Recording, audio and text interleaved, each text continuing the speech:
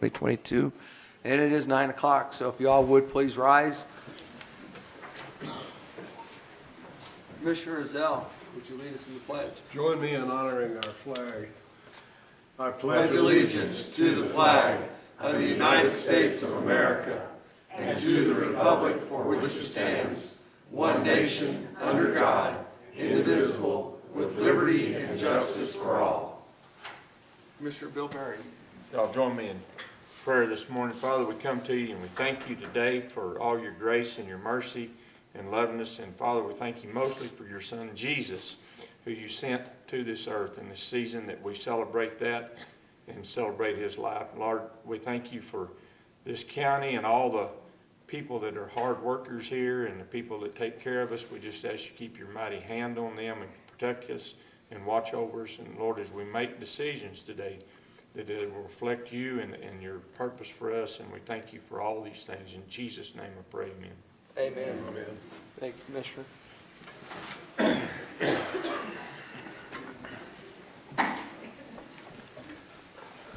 All right, Miss Cindy, do we have a quorum? Thank you. Approval of minutes. Minutes from the November 17th meeting that we also canvassed the election at also. Yes. Any changes? Any? Mr. Chairman, I move that we approve the minutes from our November 17th, 2022 meeting. Second. Got a motion by Commissioner Dana and a second by Commissioner Ezell to approve the minutes from the November 17th Chaves County Board of Commission meeting. Any further questions or discussion? Seeing none, all those in favor say aye. Aye. Any opposed, same sign. Passes unanimously. Mr. Chairman, Commissioners, we have a lot of people here this morning. As you can see, we're going to do employee longevity pins. But before we do that, we have some proclamations listed. The high school football teams and volleyball teams were unable to make it this morning. So we're going to push that off until January and present that when they can be here to appreciate it. But we do have one other proclamation that Commissioner Bill Berry has got. He's going to read that right quick. This proclamation, this is Will Cavan Day. In case anybody doesn't know, this is Will's last commissioner meeting, and this is Will Cavan Day. Whereas Commissioner Will Cavan is completing his 8th year of service to the Chaves County Board of Commissioners, and whereas Commissioner Cavan has been instrumental in shaping the future of Chaves County, whereas Commissioner Cavan was involved in numerous initiatives, including exposing the government overreach as found in the 30 by 30 land grab, the Lincoln National Forest Management Plan, and portions of the BLM Carlsbad Resource Management Plan. And whereas Commissioner Cavan's presence on the National Association of County Board has made Chaves County's voice to be heard by the federal government on topics such as private property rights, PILT, SRS, and WOTUS, and legislation. And whereas the Chaves County Board of Commissioners recognizes all Commissioner Cavan's accomplishments and thank him for all his hard work. Now, therefore, the Chaves County Board of Commissioners do proclaim that December the 31st, 2022 is Will Cavan Day in Chaves County.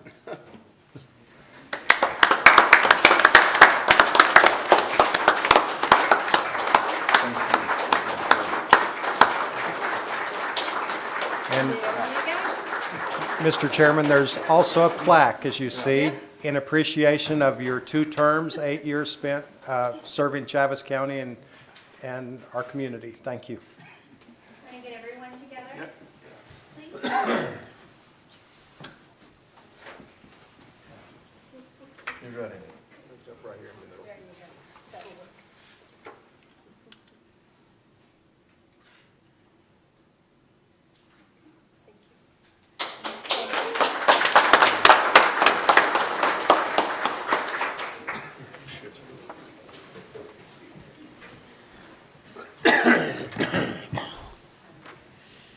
Now surrender your keys to the building. No, it's Yeah, that's one of the Steve. things I've wondered for 8 years, why I never got keys to the building, so. But there's a reason. I'm sorry, we tried to vet you, and we just got so far. And you might also ask Commissioner Ezell if he has keys to the building. Just saying. Okay. Mr. Chairman, Commissioners, this morning, we're proud to honor our county employees with their longevity pins, and have the pins and the certificates available for you, and I'll read out the names of the people who are receiving them. If you'll come up, did you want to meet with them down front and get the photos, or you want to do them up here? Down front works good. Yep. Gives a little more A room. little more room. So I'll read off the names of the 5-year pins. Come up, accept your pin and your award, and wait. And then after everyone comes up, we'll get a photograph of the entire group, and then we'll move on to the 10-year, so on and so forth. So first is Ray Mata, 5 years.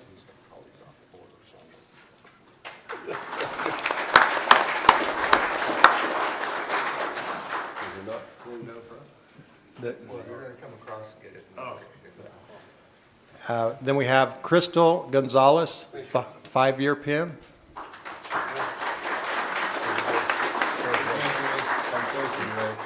Congratulations. Thank you. Congratulations, thank you for your service. Karina Perez for 5-year pin.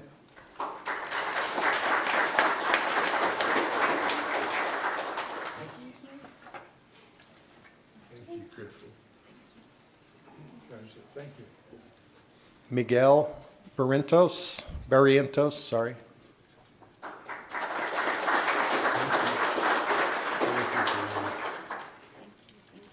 Nicholas Dean Taylor, 5-year pin.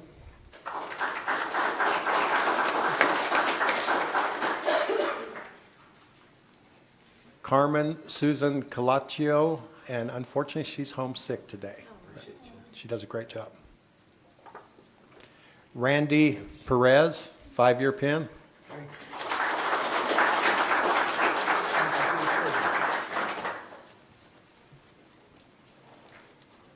Stephanie Carrillo, 5 years. And Richard Sosa, 5 years. Thank you for your service. That concludes the 5 years. If everyone will group up, and Jessica will get a photograph for you.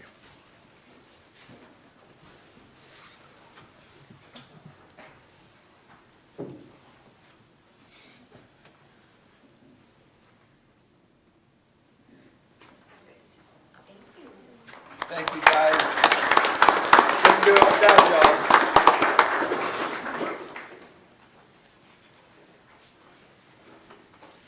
Okay, on 10-year pins, we have Jose Lopez, 10 years.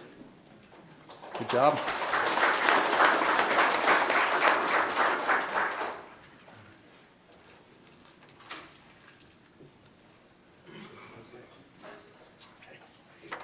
Stephanie Eldridge.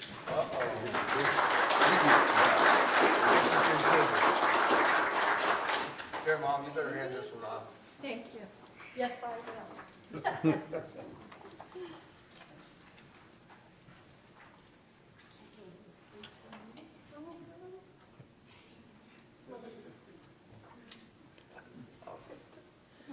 And No.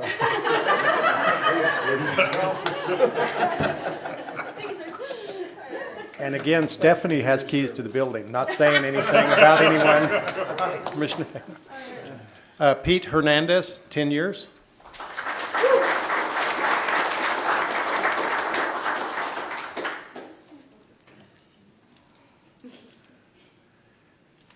Zachary Moore, 10 years.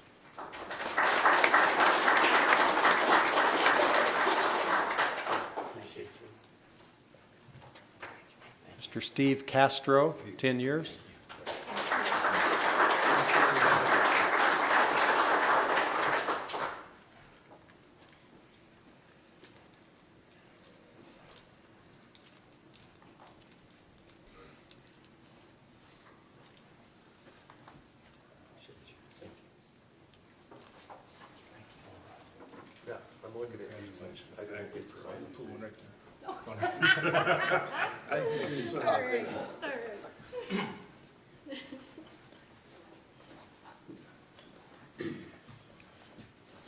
Picture time.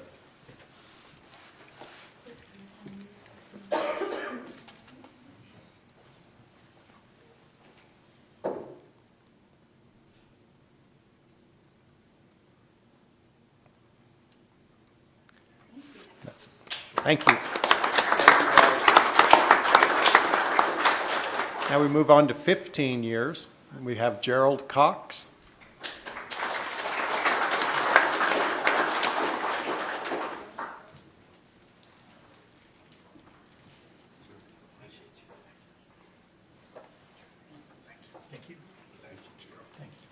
Ellie Holland.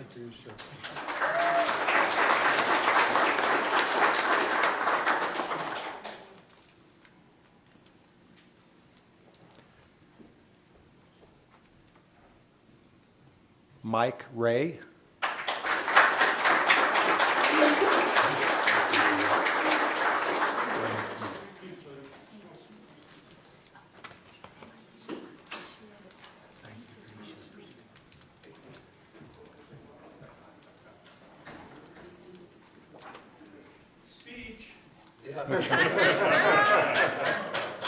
What has it been? We have our Chaves County fabricator, Raul Morales.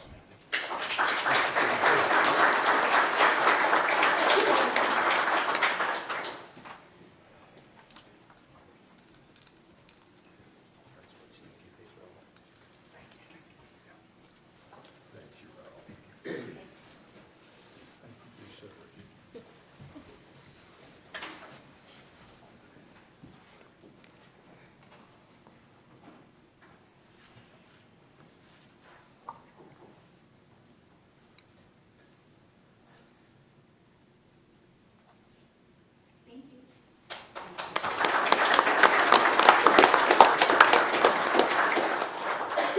I need to take a minute to stop this process because I can't hand it off the mic. Okay. If everybody who's gotten their certificate so far, would you come up and let me sign those real quick? Oversight, those were not signed. Sorry. I was keeping it quiet, but job. Commissioner Cavan's a job. perfectionist. No, I can't hand off a couple lines Chaves County. All right.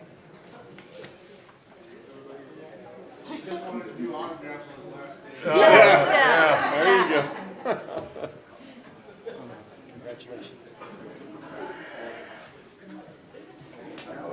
Mike, you know.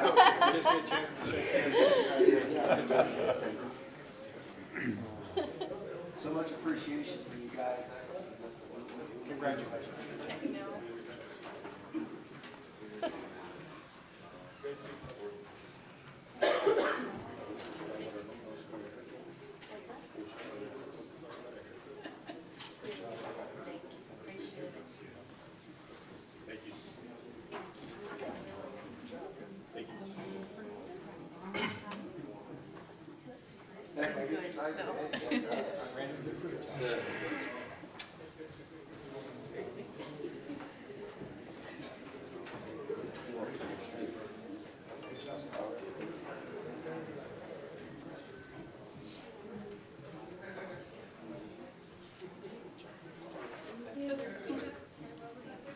Yeah, it's today, it's payday, so you guys get two of my autographs today.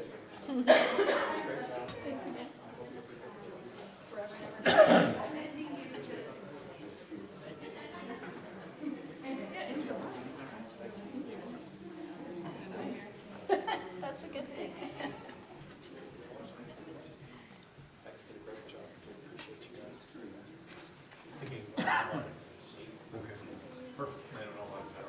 All right, thank you.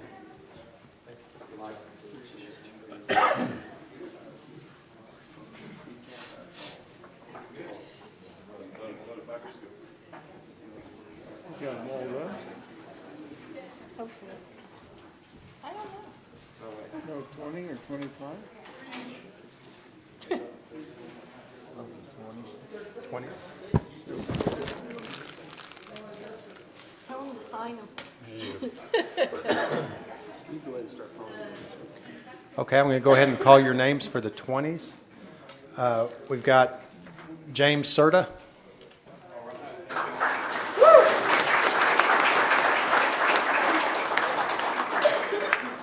Robert Ortiz.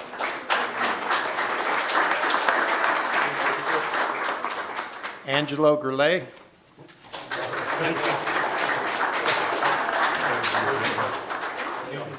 Mr. Jeffrey Ortega.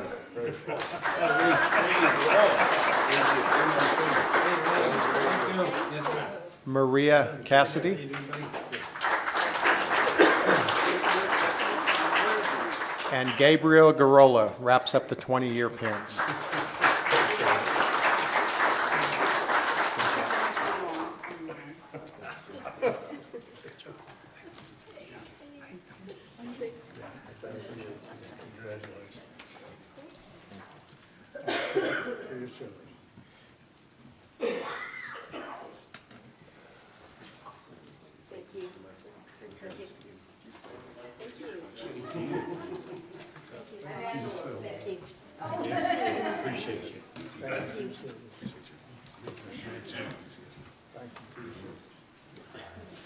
Okay.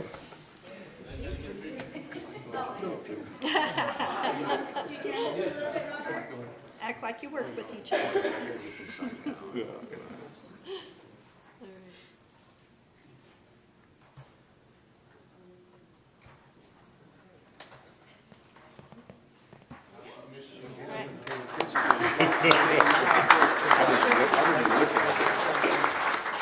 Appreciate you guys. Okay, moving on to 25 years with Chaves County.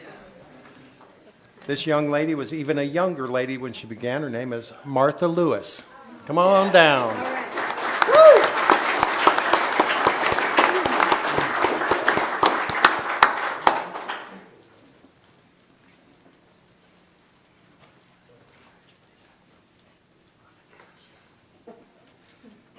you so much for 25 years. To the family.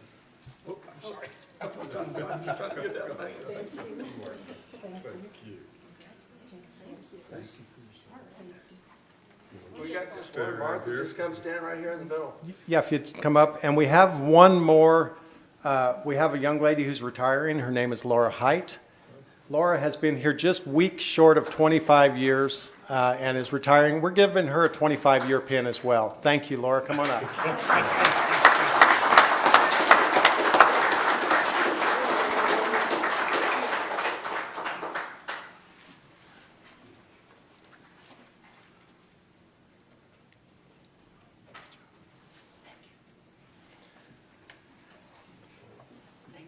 Okay.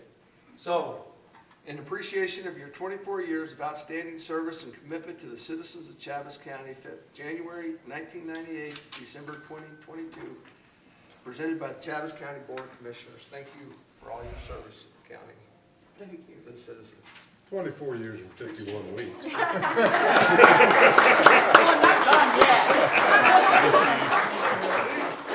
Thank you. Y'all get, Take a picture. you go plug it, you go plug it right in here. Plug in right there. Thank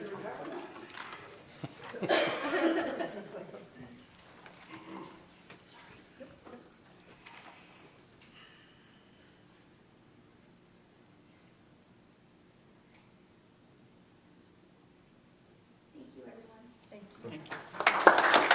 Thank you, guys. And Mr. Okay, so we have someone else that's bailing out on us. So, great appreciation to Aurelia Torres, who's been working with Lewis and keeping us going in the planning and zoning. Treasurer. So, treasurer? Treasurer. Yes. Okay, my bad. Where is Aurelia? She's coming up. She's coming.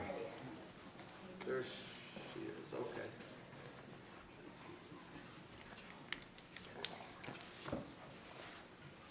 Sorry, I missed the treasurer's part. Anyway, so in appreciation of your 26 years of outstanding service and commitment to the citizens of Chaves County, March 1996 December 2022, presented by the Chaves County Board of Commissioners. And you've had to work with some rough treasurers, so anyway, thank you so much.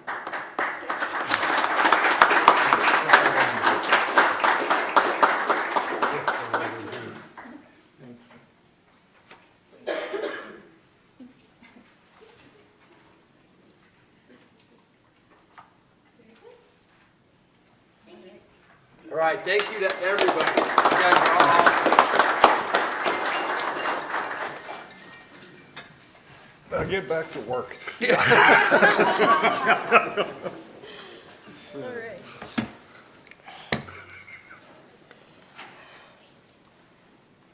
Turn that off. Okay, Bill Williams.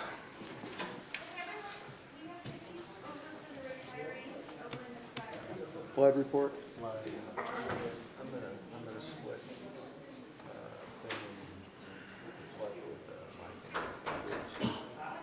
So let's go with the flood.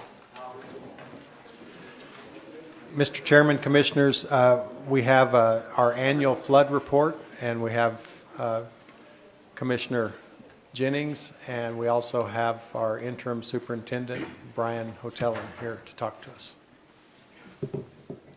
Commissioner slash mayor slash. Bon vivant. You know, kind of looking around, you know, you ought to have some chairs over here for some of the retired old goats and some of these old commissioners. You I know, don't I'm think just we- looking at that. I don't think we provide Nice. wheelchairs, Tim. Nice for you. plaque, you know, when it's 5 Republicans, you get a nice plaque. When it's 2 Republicans and 1 Democrat, when they term you out, you know, you don't get squat. But anyway, I guess that's just the way it goes. But some of us are still here going. So today we have, I have the flood commissioner, flood report here, and Brian's here with me, and I'm gonna turn it over to Brian. I would like to say that, Brian's doing an excellent job. Would like to, if there's a way, if his health comes back and he can come and contract with us a little bit.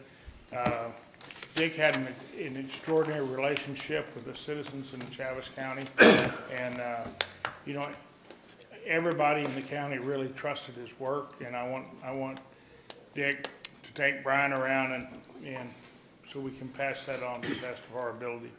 I would just tell you, I think our flood commission is in good hands. Brian is jumping in came into the job, he's doing a real nice job, and things are good. And you should have all have received a report, and if not, we'll bring you one next year when we come back. But anyway, so without any further ado, Brian, thank you. Thank you. Good morning, Mr. Chairman, Commissioners. Thank you for allowing me the time to give you a brief update of what we have going in flood control. Currently, the Flood Commission employs 8 full-time and 1 part-time equipment operators. These operators are responsible for the daily operation and maintenance of the 23 pieces of equipment and 10 work trucks owned by the Flood Commission. In addition, flood control employs 1 executive assistant and a superintendent. The Commission's previous superintendent, Dick Smith, spent the last 27 years managing flood control. We hope to build on the work he did and sort of modernize some of our processes. We're going to do that by purchasing new equipment and software. Some of the things we've purchased in the last year are some Trimble survey equipment and software, and that'll really aid us in project design, site survey, and some advanced machine controls. We recently purchased an ArcGIS desktop license to kind of get all our information in one place. Back in August, the Flood Commission entered into an agreement with the NRCS for an emergency watershed protection program grant. That's to do an erosion control project out on the Corn Ranch north of Roswell. We're hoping to get a preliminary design and cost analysis very soon. As of this morning, the design was here at the local NRCS office, so we hope to get some more information on that grant for everybody very soon. We had a lot more large and small projects going this year. There's a pretty comprehensive list in the report that was supplied to you, and that's pretty much all I have, and with that, I'll stand for questions if you have any. Commissioners, any questions?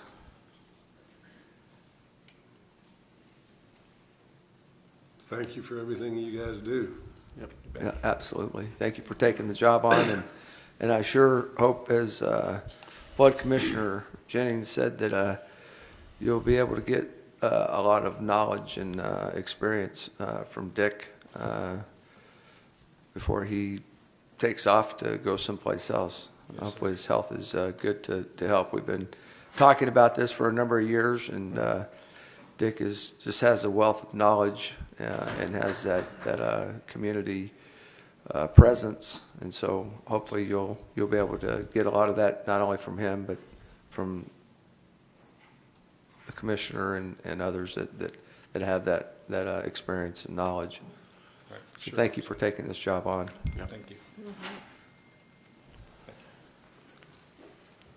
Commissioners, I would just like to say, one thing is, on the city side, I appreciate the work. Mr. Cavan brought a problem that they had with the Nancy Lopez School, brought it to me, and I worked through the state and worked, hopefully we get the city, we got everybody together, the school system, and it was a perfect example, I think, of what can happen when people all work together.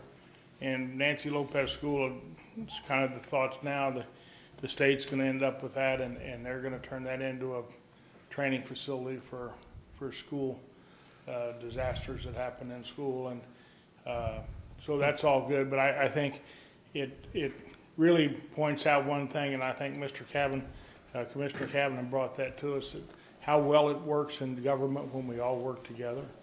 And I would just pledge that to you from the city, and I appreciate you all working in the school system with Chad Colin, how well everything came together when we all got together in the state. It's all worked out, going to be a real nice facility and things when we get the new Nancy Lopez and in conjunction with Mesa and everything together. It's going to be real good.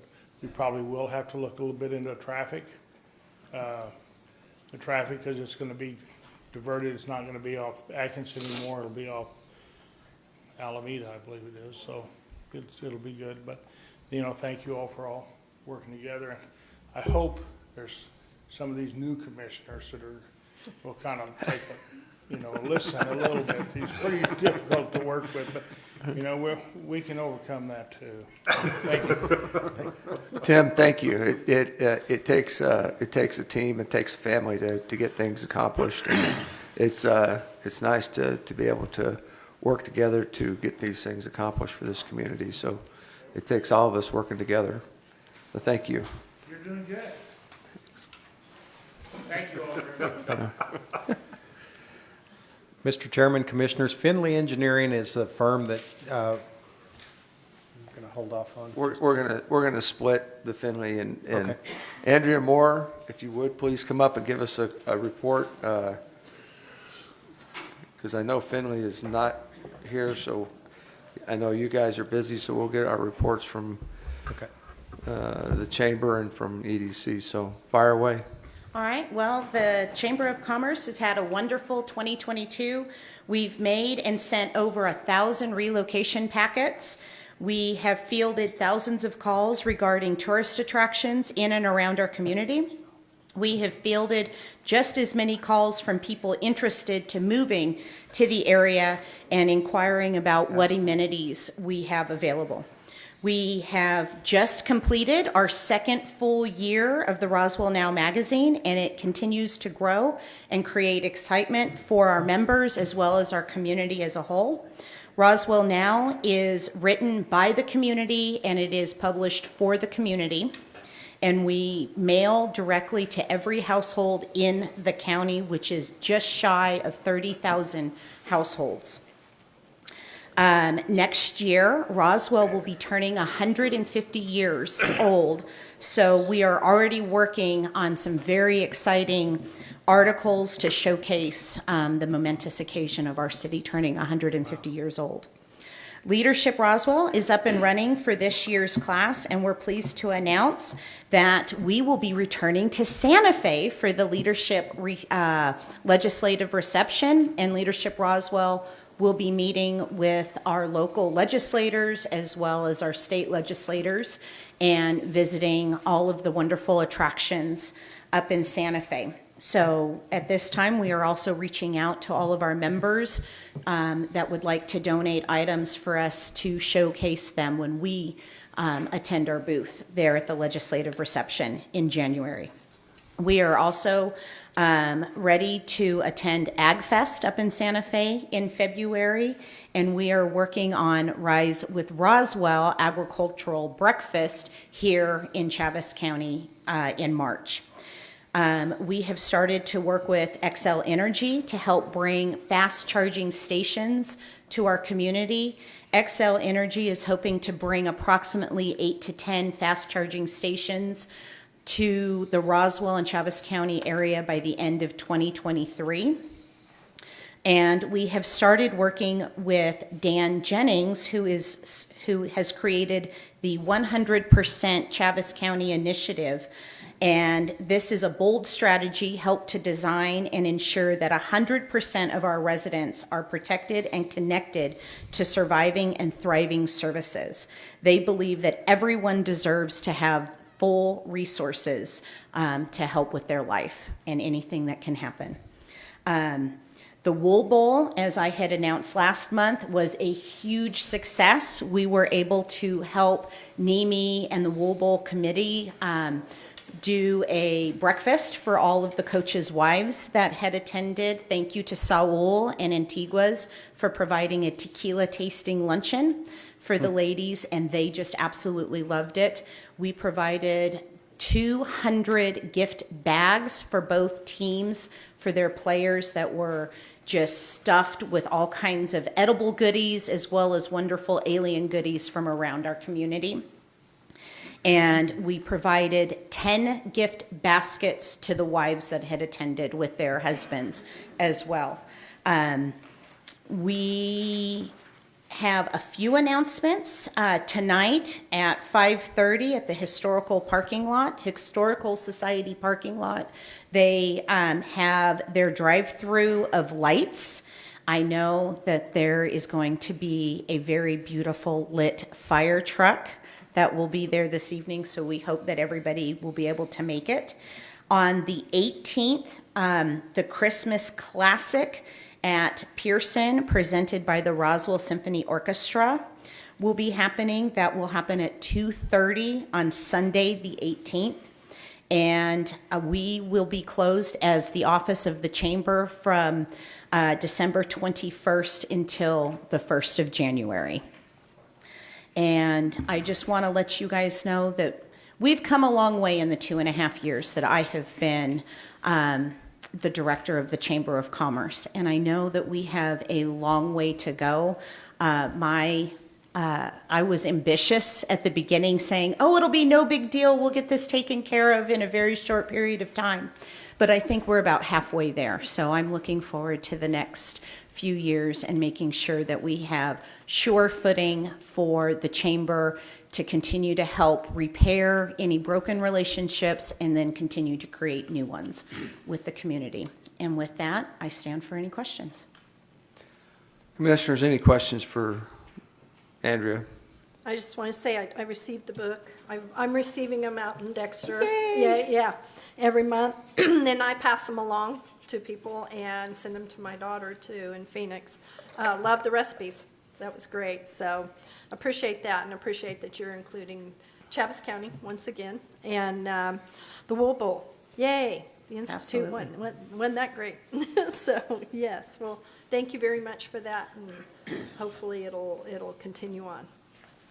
Appreciate you, Andrew. No, thank you. Commissioners, anything else? Andrea, I just say thank you for picking up the reins 2.5 years ago. You've made a huge difference for the chamber and for the county, city, and like you said, it doesn't happen overnight, and I think you're doing a great job. And I would think you're more than halfway there, but you're doing a great job. But so really, a lot of appreciation for what you guys are doing at the chamber. Thank you very much.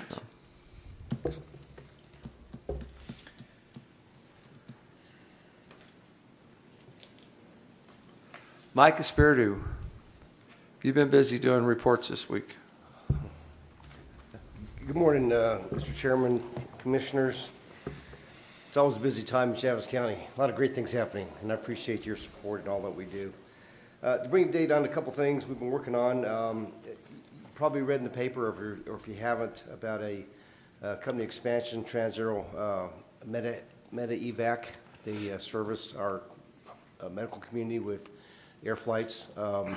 We had a pretty tough challenge getting them going here in Roswell, but what's blessed about that is now they have an interim lease with the city.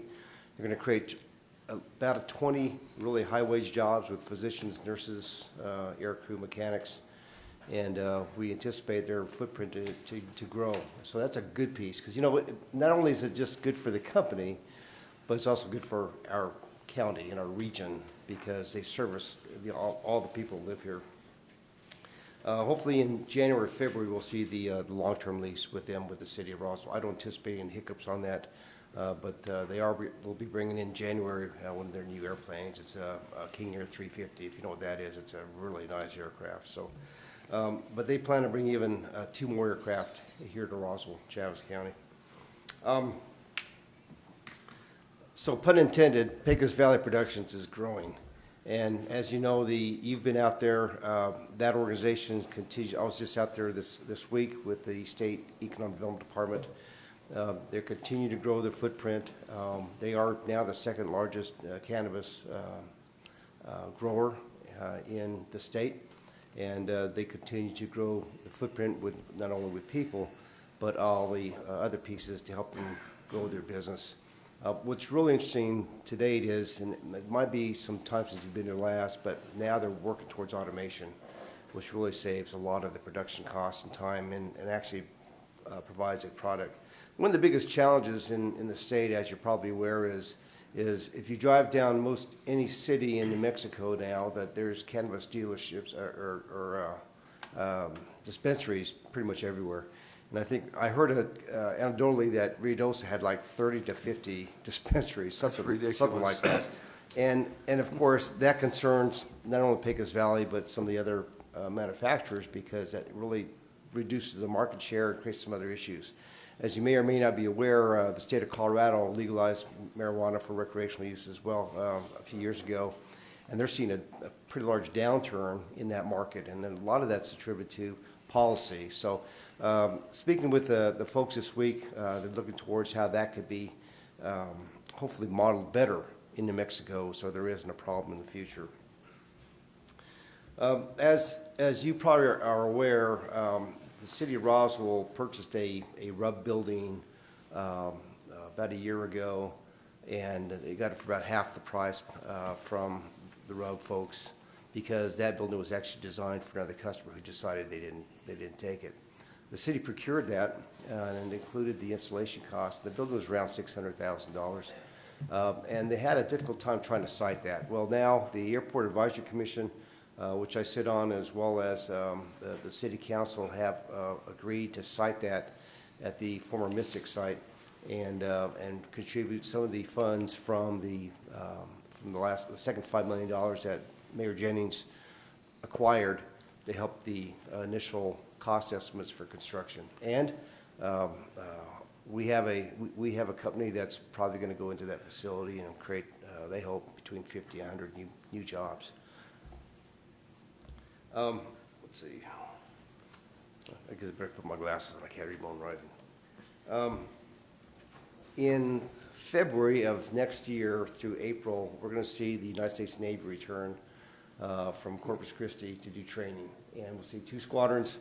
And I know that the sheriff enjoys seeing the Air Force here, like I do. but actually it's the Navy. But anyway, they're flying airplanes. So they'll be training, and again, we'll be hosting them, and that's good for our economy, because you're going to bring a lot of folks with them, and hopefully we'll see them in our hotels and our restaurants, what have you, contributing to our economy. We also got word that a UK helicopter company is coming to Roswell, Chaves County, the Air Center, to do some testing and training and what have you. You're going to bring about 50 employees. I'm not sure the duration, but that's pretty significant. So if they come here for testing, maybe there's an opportunity that we can talk them into production or something here in the near future. In February, during the session, the EDC will be hosting Chaves County Day with the legislative reception. And I may have mentioned before to you, but we will certainly send you invites to that. It'll be at the Hotel El Dorado, 6 to 9 p.m., and we'll have our representatives there and others, and we hope to see you there as well to highlight Chaves County to our lawmakers. Let's see. Lastly, our business retention expansion program.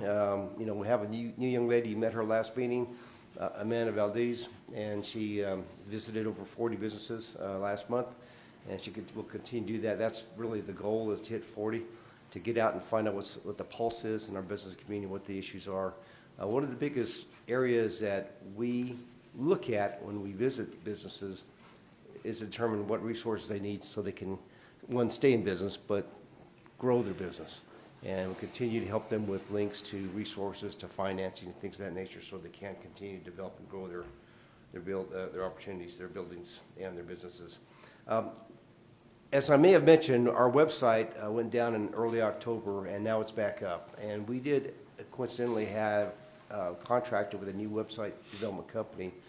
And so the new website is up on the soft opening, and we should have the full website up probably the next couple of weeks. So I'd encourage you to take a look at it. If you have any questions, I think it looks really, really good. I passed out our magazine and Livability, and this is a recruitment tool. The Chamber does a great piece for our local folks. This is a recruitment tool for all over the world, and we'll have this digitally as well, and we'll have a lot of copies to hand out and to give folks. But it highlights Chaves County, and prominently on the front is what our courthouse. So it's all about Roswell and Chaves County and how and why people should come here, not only to visit, but hopefully to do business here. Next year, we will also be doing a couple other things. We've got some leadership seminars, but more importantly, we have Leadership New Mexico will be here in January, and we are, the EDC is involved in helping them run through that course here. And it's not the core class, it's the, I forget the name of it. Governmental. It's the younger folks, right? It's the Connect The program. Connect class, and but they're going to be here, and they'll have their graduation here, and we'll be part of supporting them in that.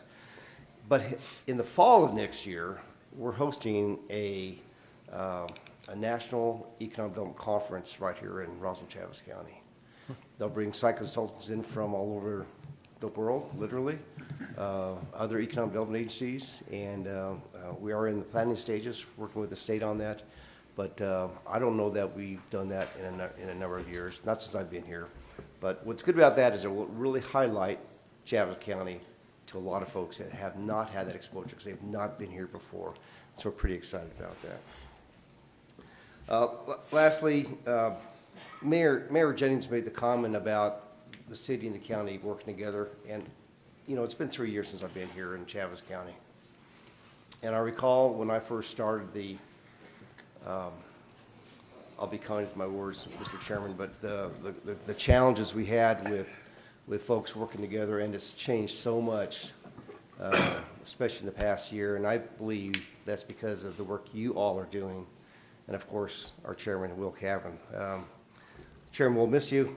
We appreciate all your work. You've been a big part of our organization on our executive committee and on our board. But you've been instrumental in helping make things happen in the county, and the great work that's done in making the city and the county a stronger team, a stronger family together. So we appreciate all the work. I think you should have, Will Cavan year versus Will Cavan day. So Mr. Chairman, Commissioners, I stand for your questions. Commissioners, any questions for Mike?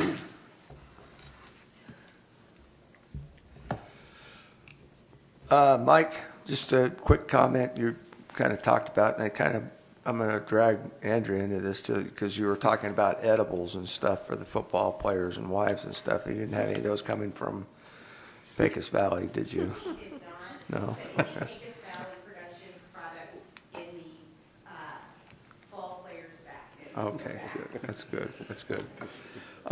Mike, appreciate all the comments. I think with the event that you're talking about coming up in a year, if we can come to some collaboration with the city and get the JPA that's being discussed right now, I think that could be really, really huge, and especially with that event coming. So I know that the commissioners and our newly elected commissioner have been talking about it and looking at it and working in that direction. And so if we can get that JPA done, it's going to be a really, really big deal for Chaves County, Roswell, southeastern New Mexico, and for the state of New Mexico. So I hope that does come to fruition, and I think it's going to open a lot of doors if it comes and happens. So thank you for all the work that you've done since you hit the ground running. You might as well have been kind of one of the firefighters drinking from a fire hose. So you've done an amazing job, and truly you put up with a bunch of stuff that you shouldn't have had to in the position you're in, but you weathered it, and we're in a great place right now. So thank you for sticking with us. Well, thank you, Mr. Chairman. It takes a team. It takes all of us. And it's not just me, it's every one of us. And I appreciate all the work you've done and all the support you have given in the past, and that you will continue to do. The JPA is really important. And I think we'll see that, Mr. Chairman, probably early next year. We've got to work through some other things in the city with other stuff that's happening, if you will, and the JPA, which is the Joint Powers Agreement between the city and the county for the Air Center, is a big part of where we're headed in the future of that true gem of New Mexico. But thank you. Thanks for your kind words. Thanks, Mike. Okay, we're gonna add one more. I got Drew Garnett from the Cooperative Extension Office that I know wants to give us some end of the year reports on all the good stuff that's going on out there in our agricultural world and everything else. So Drew, thank you for being here. Hey, thank you for having me. I appreciate it. I do want to express what's been said about the community of Chaves County and how well everybody gets along together. It's great to be able to utilize you to get our information out when we're having programmings, and you've been an absolute wonder to have as somebody I can bounce ideas off and work through some ideas. We've worked together getting some producers with a couple different companies. Hopefully something comes of it. And I apologize, I wasn't here last month. I was out of town, but we did have our CEUs last month. On November the 3rd, we had 64 people attend, which was great. I think we could have had more, except I forgot that there's a bowling league on Thursdays. So in future references, as I go along, don't host CEUs on a Thursday, and you might get more of the producers to show up. But it went well. We've been doing well. 4-H is in full swing right now, going on. This month is us filing a lot of our reports and getting that organized together. Master Gardeners is picking up right now, so if anybody is interested in becoming a Master Gardener or interested in that information, the next round of it starts January 7th, so come by, see us in the office. We are having a meeting tonight at 5:30 if anybody is interested in being a Master Gardener with the Master Gardeners, and we're organizing an official Master Gardener chapter here in Chaves County. So that's what's going on a little bit right now. And Bill, you waited until I was out of town to need me and reach out to the office, and I apologize. You had to find that information on your own while I was out of town. Well, that's fine. I did use the resources that are available through New Mexico State and the Cooperative Extension Service to get the answers. I just cut you out of the loop. I do appreciate that. I do appreciate that. Thank you. But I do want to say I thank all of the commissioners here for the welcome that I've had. That I've just now actually completed 1 year here back in Chaves County. It's been good to be home. It's been good to see all of y'all at all the different events, from the fairs to soil and water meetings, and all the different events that have been going on in Chaves County. And I really do appreciate each and every one of you and the welcome you've had. And if you have anything that I can do for you, I would appreciate you reaching out and contacting Extension. Thank you very much. How'd the pecan weevil trapping go? So we haven't caught, unless they're calling the NMDA inspector instead of myself, regarding some weevils. I do know that there have been some active weevils in some homeowners' backyards. Currently, right now, the best thing to do is look at your pecans as you are harvesting them. Look for any little holes coming out of those pecans. If you do find those holes, call myself, or there is the NMDA inspector. Obviously, I always prefer you call me, but I know he'll feel differently. And so we are here to help. With Otero County being added to the pecan weevil quarantine, there are some producers looking to bring their pecans this direction because they can bring them into another quarantine county, but they cannot take them to Doña Ana, where they are still currently pecan weevil free, and hopefully they stay that way. So there are some producers who are looking for other options. I'm going to be going around today and tomorrow and figuring out exactly what are the best places for them to bring their pecans, because they are a little bit nervous about it, this being new with them. And so hopefully that will add a little bit to our economic, but hopefully we can really target where this weevil is. And I think it's going to be a mixture of everybody looking at their pecans from their backyards, really paying attention to that, and then trapping from July through the beginning of September. And so it's really going to be multifaceted. It is a tough insect because of its life cycle and how it performs. But I think it is something, if we really work together and band together and get that information out, which I'll continue to be doing, it is something we can really attack and address. So, thank you. Thanks, Drew. Thank you. Drew, you said January 7th? January Is the 7th Master is when Gardener class. the class starts. And so if you are interested in becoming a Master Gardener, come by the office. It is $100 to sign up for the course. It has been transferred over to online format. It's a 16-week commitment, but it's a lot of great information. And then with the Master Gardener program, a lot of it revolves around community service and education in horticulture and gardening. And so to maintain your Master Gardeners, there are community service hours that are required, some continuing education units as well, but it's not much. It's about 35 hours a year, which if you look at it is 3 hours a month, which is not a whole lot that's required. Right now I've been leading gardening at the library, which is just a small, short 1 hour class once a month at the library here in Roswell. I'm hoping to get the Master Gardeners involved with that as well.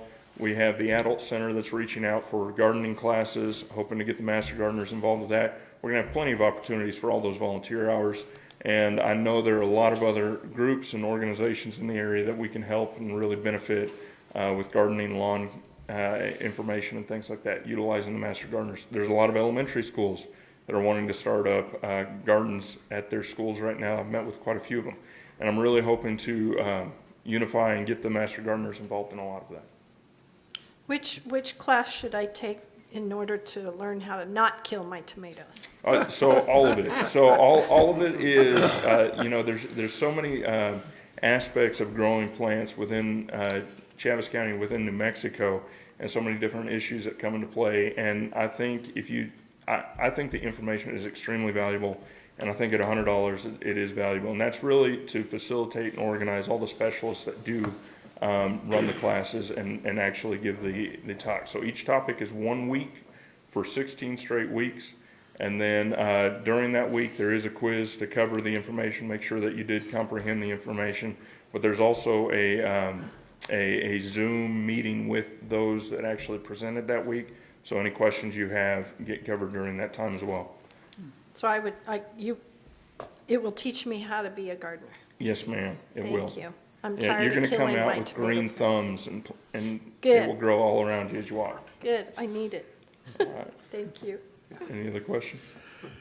Drew, thanks. Appreciate Thank you. the presentation, and I would tell you that I'll probably try and keep my wife active and get involved with this. I mean, she does do the gardening program at Nancy Lopez Elementary right now, and so. Wonderful, wonderful. But I know she'll always likes to learn new tips and stuff, so.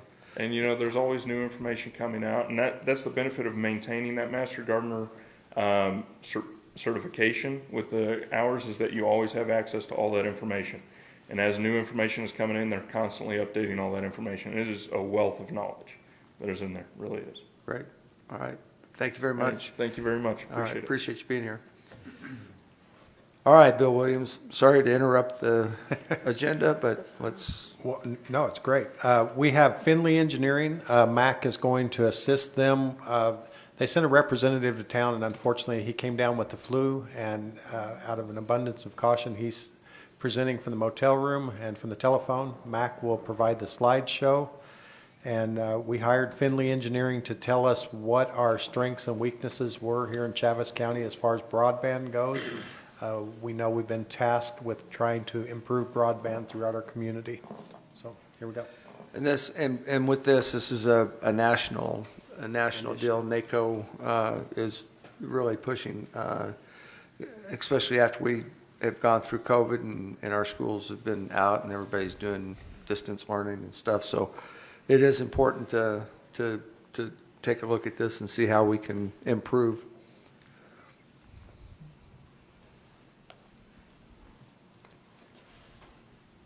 Okay, with that being said, I'll turn it over to Doug Dawson and Andy Hines. Doug and Andy, are you still on the phone? This is Doug, I'm still here. We are. Andy, you want to kick it off, Andy? Actually, why don't you go ahead, Doug, since I'm kind of pitching Okay. on this one here. Okay, very good.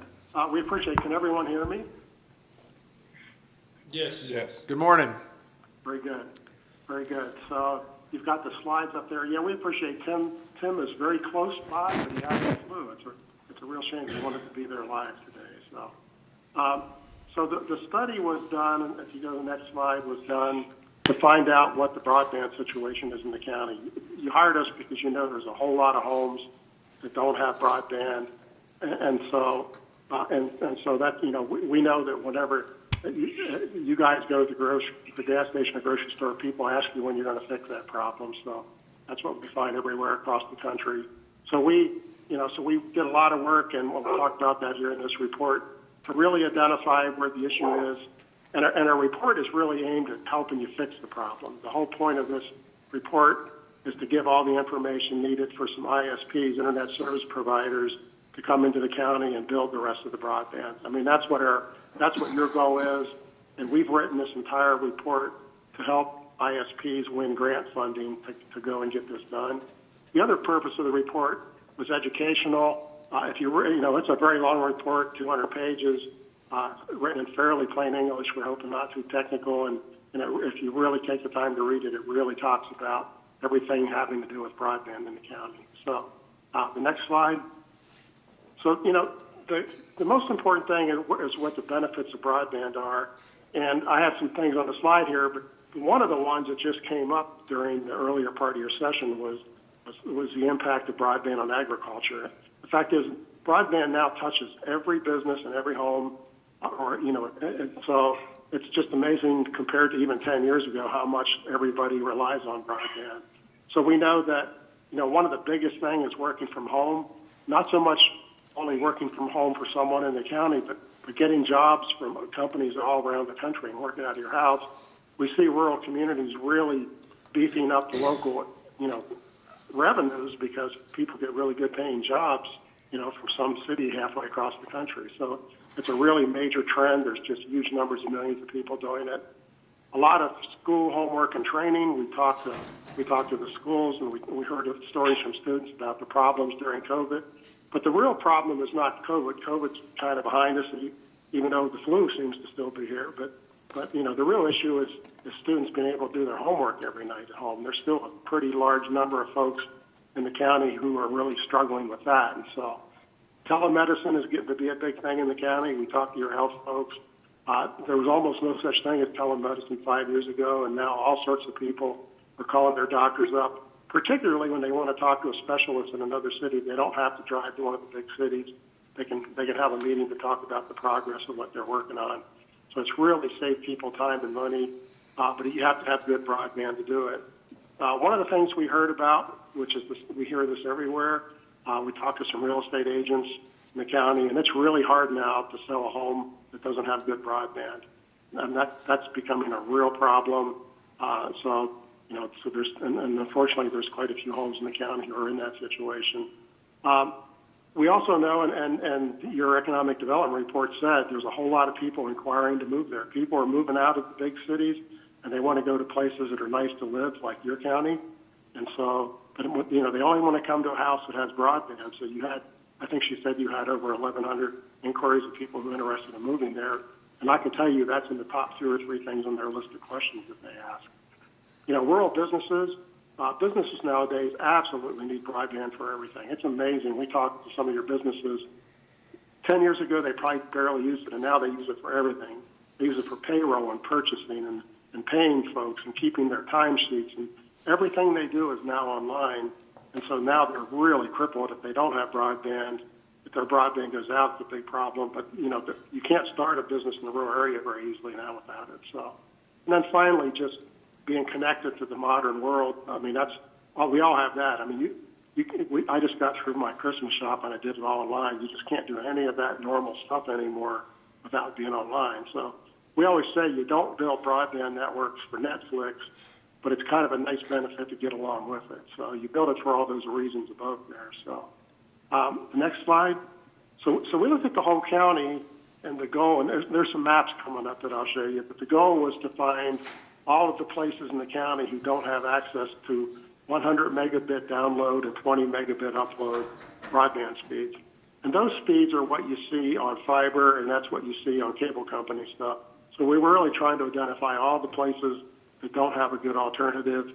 We wanted to count the number of homes, figure out who they are, and then figure out what it would take to get broadband to them. So that was really the basis for the study. And so it turns out that there's 2 different footprints in the county, and I'll have a map here coming up to show you. But there was a federal program 2 years ago called RDOF. It was a reverse auction where ISPs could bid to get subsidies to build broadband networks. And unfortunately, and I'll show you a map here in a little while, there's a very large chunk of the county that got one of those awards that the FCC, even after 2 years, has still not awarded it. So those areas are essentially on hold. And I'll talk about that a little bit more when we get to that slide. So, but right now that's becoming a big problem for the county. And then we also looked into some of your county. You know, there has been quite a bit of broadband built, and because you have some really good high-quality ISPs there. So we made sure to talk to all of them, and we make sure that we know what's already been built or what they're planning to build the next couple of years. So, you know, the next slide here just lists your ISPs. I won't read all the lists to you, but, you know, but I'll read some of them. You know, Plateau, Lico Rural, Penasco Valley, Echo Telecom. I mean, a lot of these folks are doing a great job. They want to build fiber, so they want to bring fiber solutions to you. Sparklight is the incumbent cable company in the towns only, that they don't serve out in the rural areas. And then there's some fixed wireless and satellite. And nowadays we did talk to some folks who have Starlink satellite, but so that's not the solution for everywhere, but it's a heck of a lot better than what was there before. So the next slide really talks about the RDOF issue. And actually, go ahead and slide down, Mac, if you would, to the map. That's the following slide. So the RDOF area, as you can see on that map, there were 3 RDOF winners, but almost all of it was a company called Resound Networks. That's the blue. So that they've won awards to build broadband in all of those blue areas. And the other 2 awards are very tiny. Penasco Valley got a tiny one, and they've gotten their award. It's so small that you can't even see it on this map. Then there was a small area given to Starlink, and the FCC has disqualified them from this process, so they're out of it, but it was also a very tiny area. The problem with those blue areas is your other ISPs right now are not able to go and ask for grant money to build in those areas. So there's about 400 to 500 homes in those areas, and they cannot, right now, there's no way to get a broadband solution. The real fear is that the FCC is going to finally reject that award, just like they recently did for Starlink. And if that happens, we don't want it to be so late that there's no way for these folks, their ISPs, to get other grants.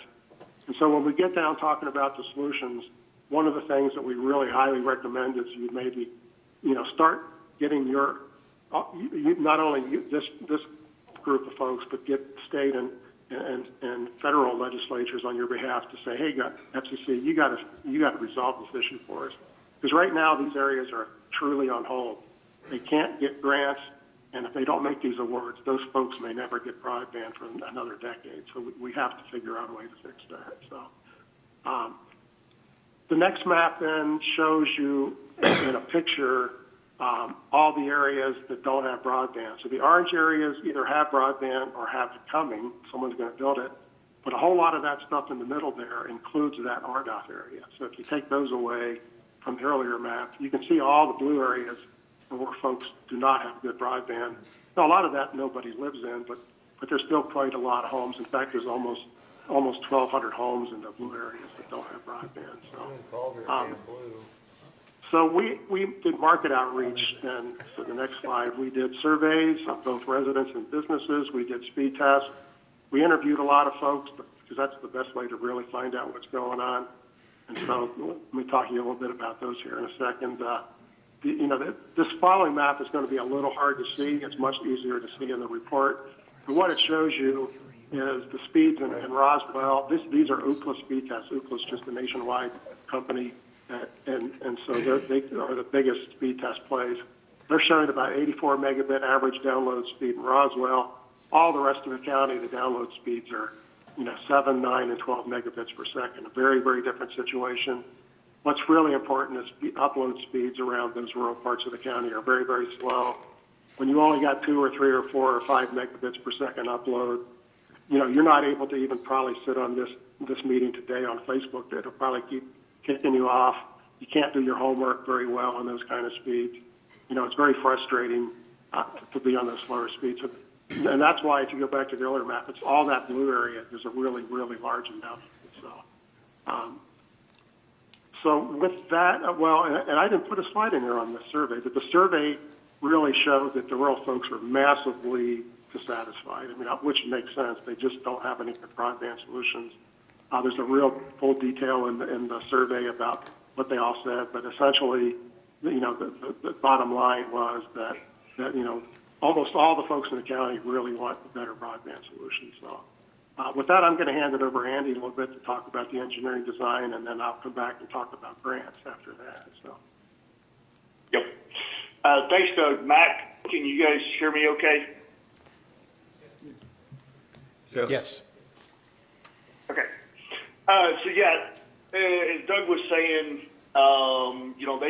CCG and Doug front-ends a lot of the study work with assessing the market, and we as Finley come in and start looking at what does it take from an investment perspective to fill that broadband gap. So, largest investment when we're talking about the next generation of the networks we need to be thinking about here is the investment in the actual fiber infrastructure, whether that goes in the ground or in the air.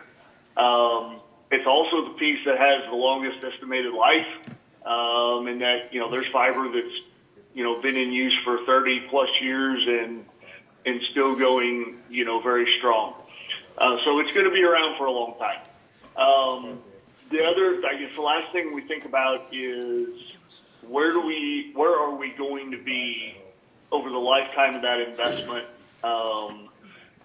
10, 15, 20 years from now, and we kind of think about that in context of what have we seen the consumption of broadband even over the last 10 years, and as we kind of look at that usage curve as it hits that more vertical part of the hockey stick, when you look at demand, we're going higher, not lower. So we really look forward down the road, and not, just focus on where are we now. And a bit of a backdrop even against that is even in 2019 from a funding perspective, the definition of broadband was 10 megabit down by 1 megabit up. And here we are, kind of a short, 3 years later, going into 4 years later, and we're already at the 100 by 20 is the definition of broadband, and they really are wanting to fund networks that could support 100 by 100 symmetrical, which is really the realm of the all fiber network. So next slide, Matt. So with that, when we look at technology, we do look at everything from fixed wireless all the way through fiber and anything else. But as we're thinking about that forward-looking technology, many times we do come back to fiber. So just briefly on wireless, we know that in some very sparsely populated areas, fixed wireless can be a great solution.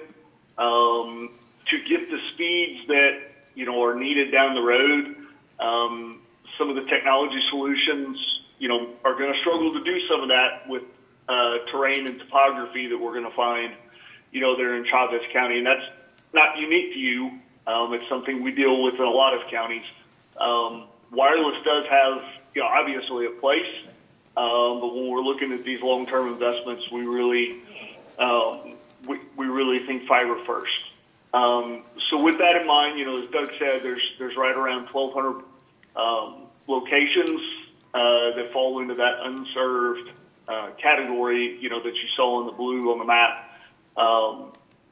We did a design that's all fiber, and then as we were looking at the technology to actually light that network, we've seen an evolution, here in the last 2 years that the next standard of optical technology to deliver bandwidth is becoming XGS-PON.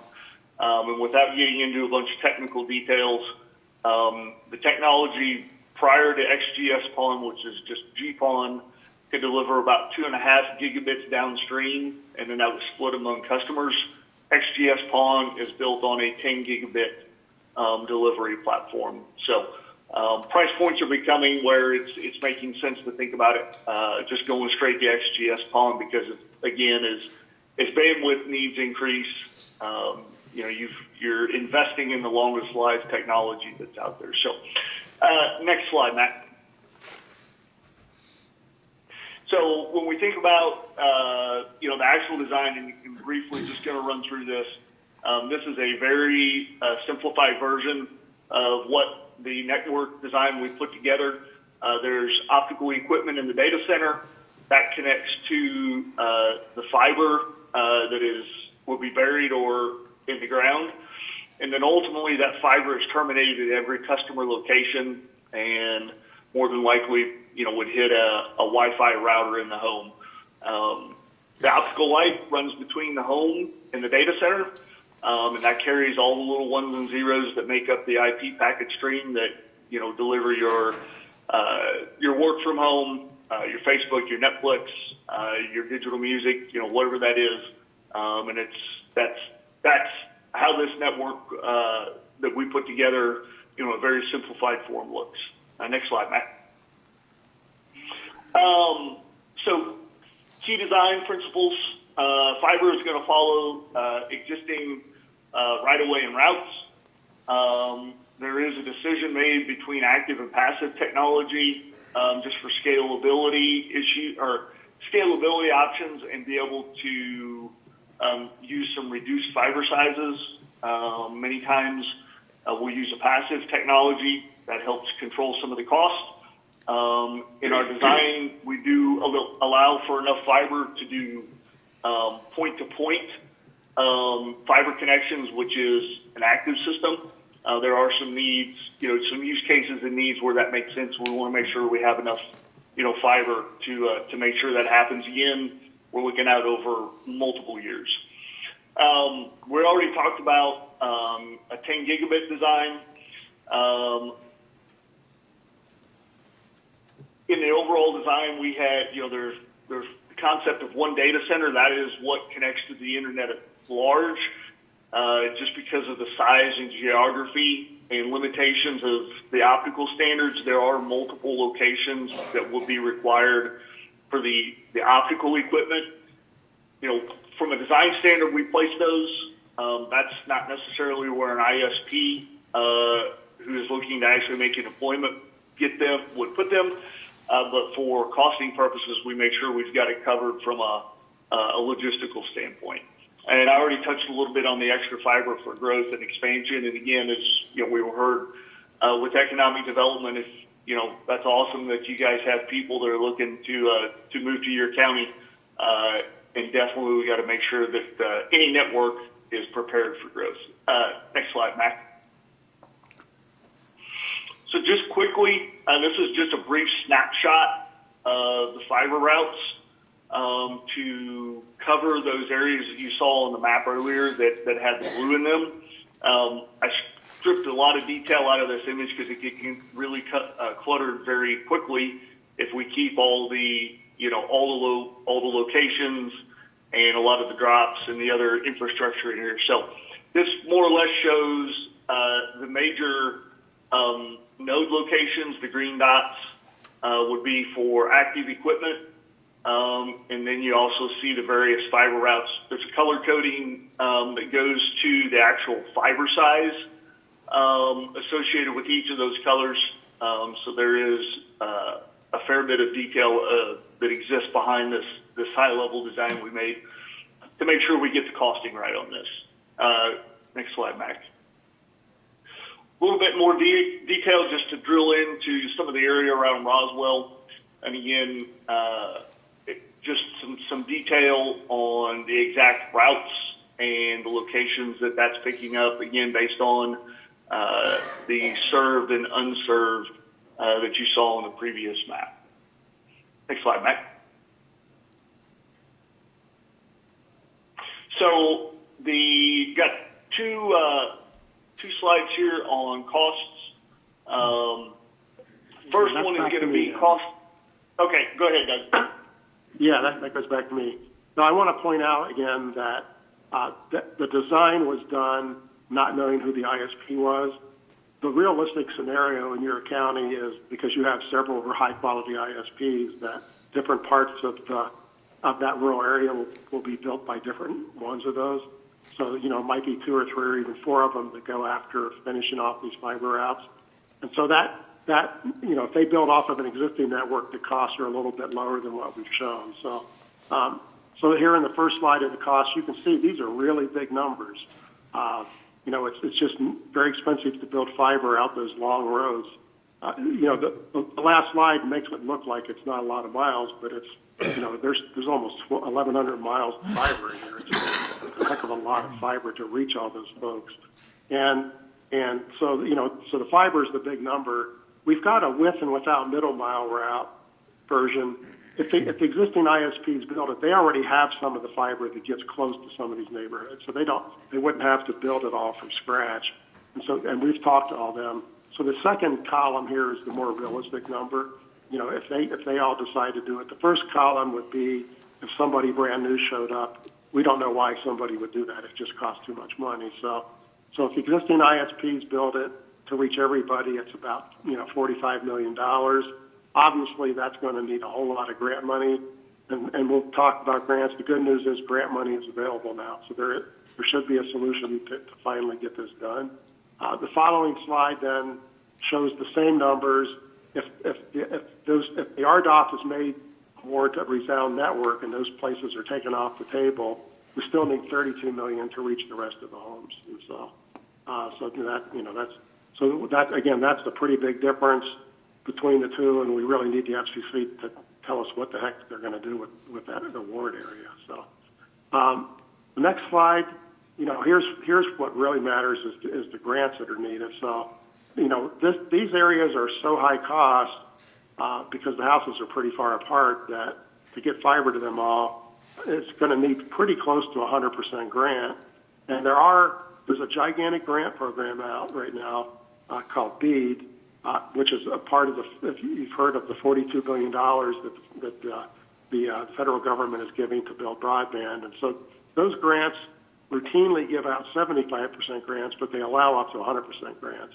And so your ISPs are likely to ask for more than the 75%. They may not ask for this full 100% like I've shown here. We're always a little conservative, but they're obviously going to need a whole lot of grant money to get it done. Now, to let you know, that's not news to them because they've already gotten grants to build some of the other places that are already orange in that other map. If you recall, there's a lot of orange up at the north end of the county where there's fiber either built today or it's on the way. So they're very understanding of these high costs, and so they're going to very much take part in these federal grant programs to get there. So the numbers are a little bit scary, and if this was not the time when the federal grants are on the table, we would not be talking about any reasonable solutions.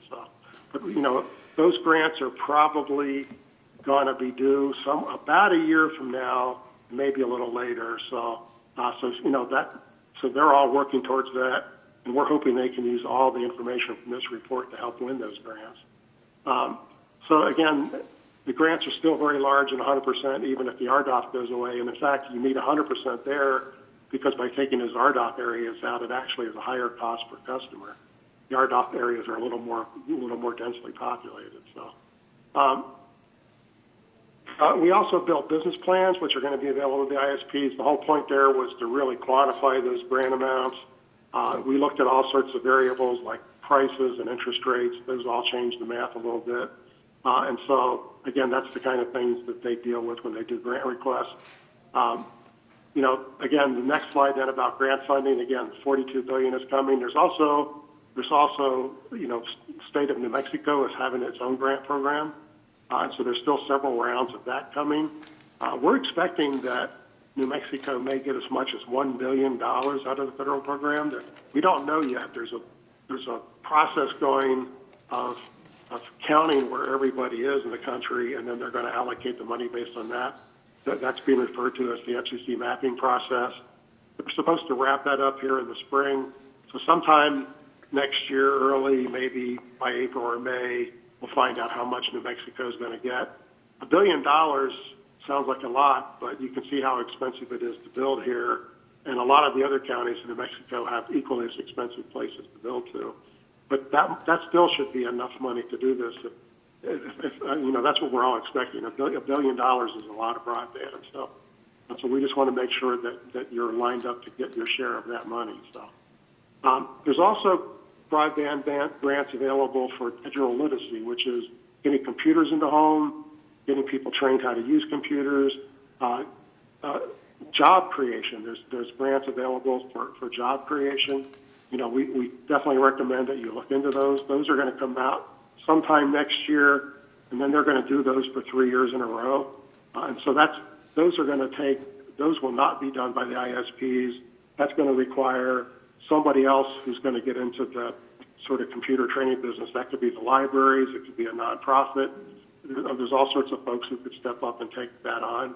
But we'd be more than glad to talk to whoever is interested in that and make sure they know how to go get that funding. So again, the big strategic questions that you got to ask is, first off, what is the county's role? Some counties are putting some ARPA money into that. Obviously, you're not going to, if you decided to do that, you're not going to put a very big dent in the $30 to $40 million that are needed. But what it does, if you put even a little bit of money in there, would be showing that the county really cares about getting a solution. So that's something to think about. A lot of counties are doing that.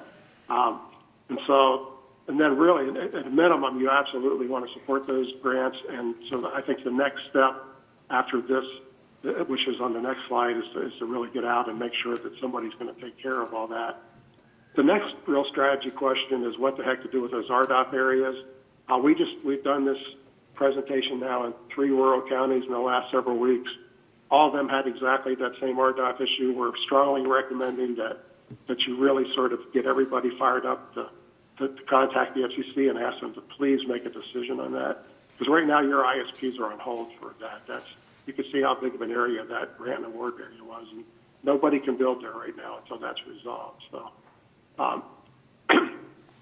really the biggest important step is to reach out to ISPs. What you want to end up with is we want to take that map with all the blue areas, and we want to make sure that one of those telcos or ISPs is going to build each one of them. So that, you know, the grant money's fine, but if nobody asks for it, then those areas are still not going to get a solution. And so our recommendation is to bring them in, start having those discussions. You know, they all know each other. You know, they actually work well together. They will not, you know, they're not going to all try to go after the same areas. So that what they normally end up doing is carving the county up like this and going, we'll build this area, you build that area. But again, what we want to make sure is that somebody builds all the areas. And so that's something that I think that's something that the county should take that role. I mean, you need to start those conversations because they are not just building in your county, they're building in all the counties around you, and it would be very easy for areas to get left out here. So that, you know, this is a one-time shot for the $42 billion, and we want to make sure that you know, that your county gets their share of that. So you also might want to review your current policies. You just want to see if there's anything you have that would make it harder to build fiber. A good place to do that is, you know, someone like us could help you look at it. You can ask your ISPs who are already building fiber, is there anything we could do to make it easier to get this done? That could be a really big step there. So our contacts are Tim, who is in a hotel there today, and maybe somebody could send him some chicken soup today. That would be nice. Poor boy, he's really sick. So, and then I'm Doug Dawson. We're open to any questions you want to ask, and we're really appreciative of this study. We really enjoyed working on it. You know, the folks who don't have broadband are desperate for it. That's what we heard over and over and over again. So they're all hoping that you all find a solution for them. So. Commissioners, any questions? Mr. Chairman, Commissioner Dana? Bill Williams and Mike and I attended a meeting, and at that luncheon was Kelly, and I probably will not say her name right. Schlegel, I believe. She is the broadband implementation director for the state IT tomorrow.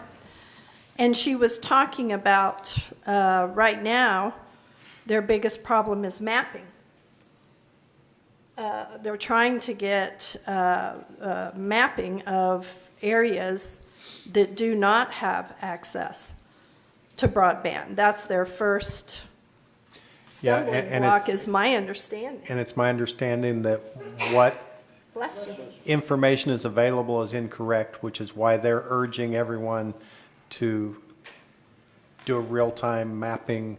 And we have some representatives here from Penasco Valley that can probably help us understand that a lot better, too.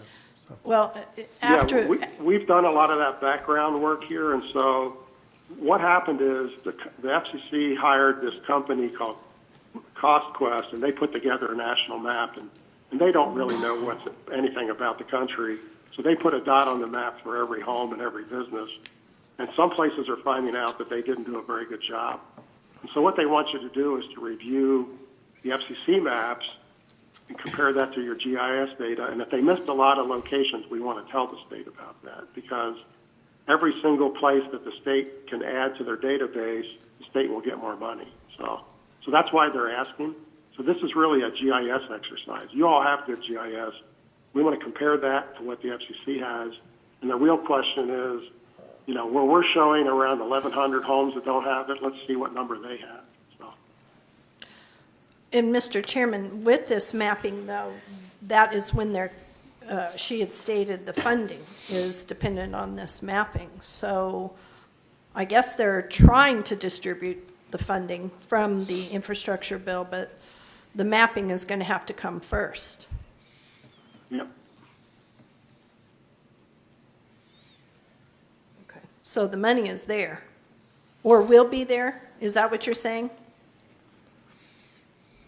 Yeah, and unfortunately, this is a very short deadline. It's due by the middle of January.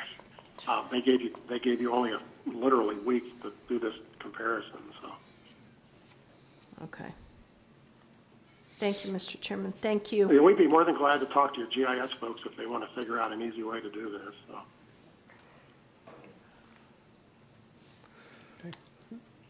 Doug, this is Commissioner Cavan, real quick. Have you guys spent any time visiting with the National Association of Counties on any of this information? I know over the last 2 or 3 years, they've put out an app, and I'm sure there's others. It's called the Test It app, where wherever you're at, you can go test what the broadband looks like wherever you may be.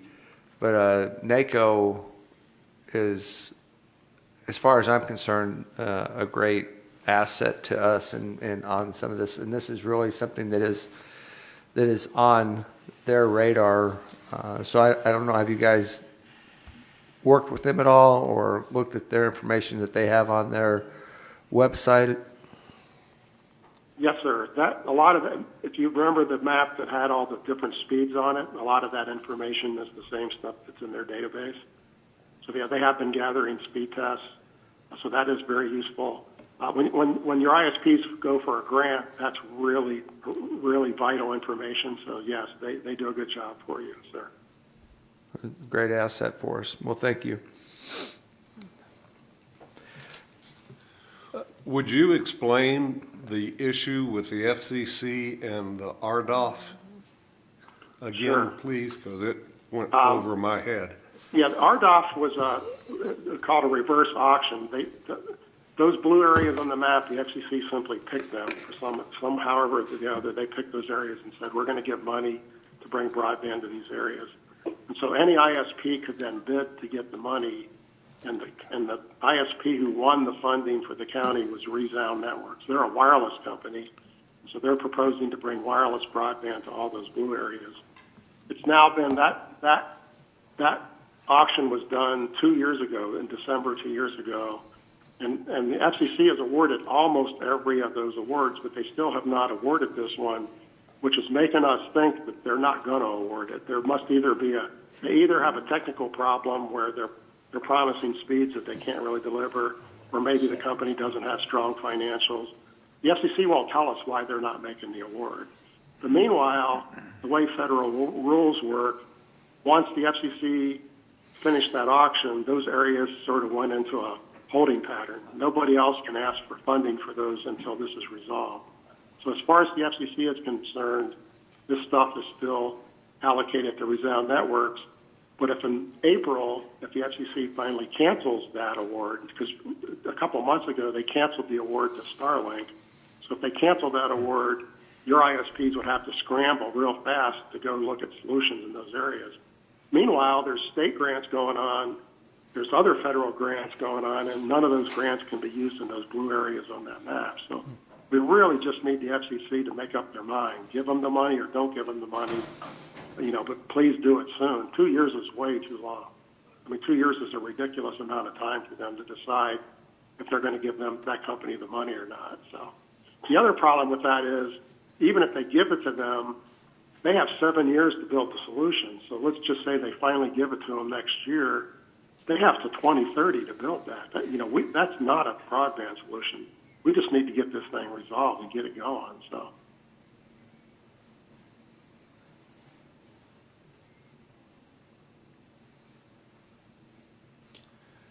Commissioners, any other questions?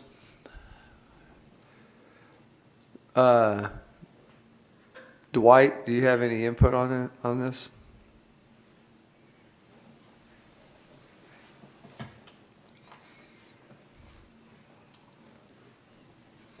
Yeah, appreciate it, Commissioners. I appreciate you having that ambition to go after this report and look into the needs of the county and the people then that we've gone to. I think Finley has done a good job on their report, and giving you the right direction is to reach out, because there's already, and identify the providers in the county and the areas that and look into that mapping. The state, the BEAD money they're talking about, it's a lot of money.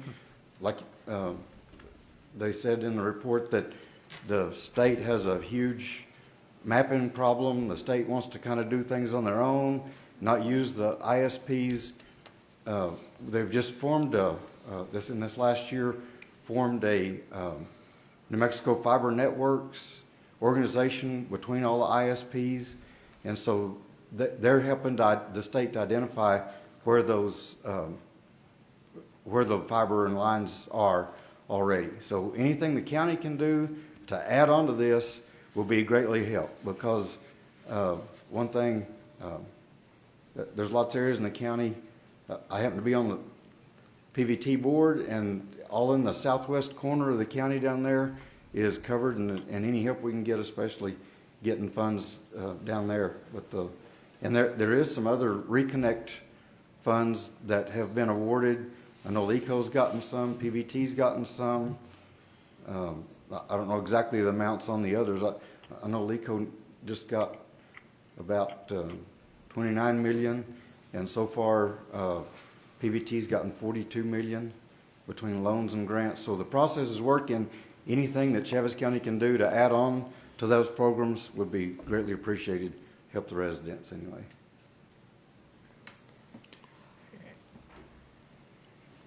Thank you. And this is Mitch Hibbard. He's a little more technical probably than Dwight, but he's going to help us understand. Well, thank you for having us here today, and thank you for having Finley do that. Doug Dawson's kind of a hero of mine. I read his blog each morning. I was surprised to see his name up there. So you've got truly an industry expert there. One of the things that they look at for the grants, especially for the Connect New Mexico grant, is they want to see some support from counties, and that's letters of support, but it also is some financial support as well. And they're looking for help with the matching amount. They're offering some funds out now. I think they've just completed their second wave of applications. There'll be a third wave with the money they have now. But when we look at the application, it's kind of a detailed application. It's kind of difficult. I went over with some of the folks with Kelly Schlegel's office, looking at a very remote area to try to get some funding for, and they basically told us, you're just gonna have to hold off on that. That's too much per customer. That's unfortunate, because that's a lot of our county. I live in one of those areas in Chaves County, so I was kind of disappointed that they were gonna judge it on price per customer to get to, because that's what's left, is just the very expensive ones. So we'll be asking you for some letters of support. If you guys got some ARPA money to, just even a minimal contribution will gain us points in their scoring system. And that goes for the other providers that are here as well today. They need your letters of support, but they also need some financial support, even if it's just minimal, because we will get some more points and maybe bring some of that money to this part of the state instead of it all going north. So, thank you. Thank you.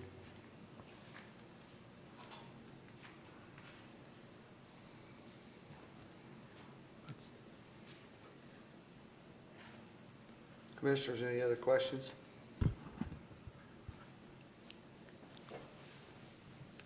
All right. Well, our consultants have done a great job of identifying the problem, but I don't know that I've heard much advice about what the solution should be. Just me.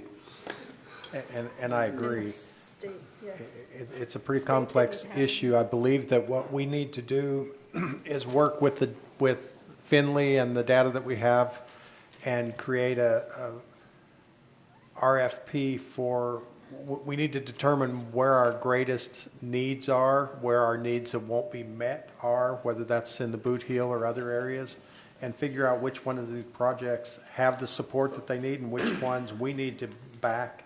And we'll put out an RFP and ask for input from the ISPs and proposals, and then we'll go through those just like we would any other contract, and we would determine which one fits the needs of Chaves County the best, and then you would vote on that, is my understanding. Is that correct, Annabelle, to your knowledge? Yes, and I think that's something that we also need to just clarify with our legal in regards to awarding that. I know there's been some talk, as our auditors had mentioned, Right. about the anti-donation, so that's something that we will be also researching on.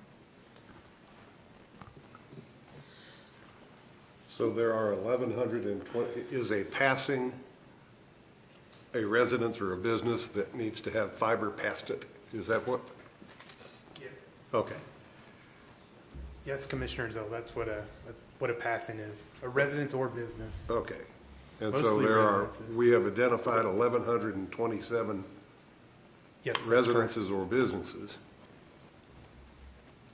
So do we need to ask the various ISP providers that are already here to identify which ones they want to serve?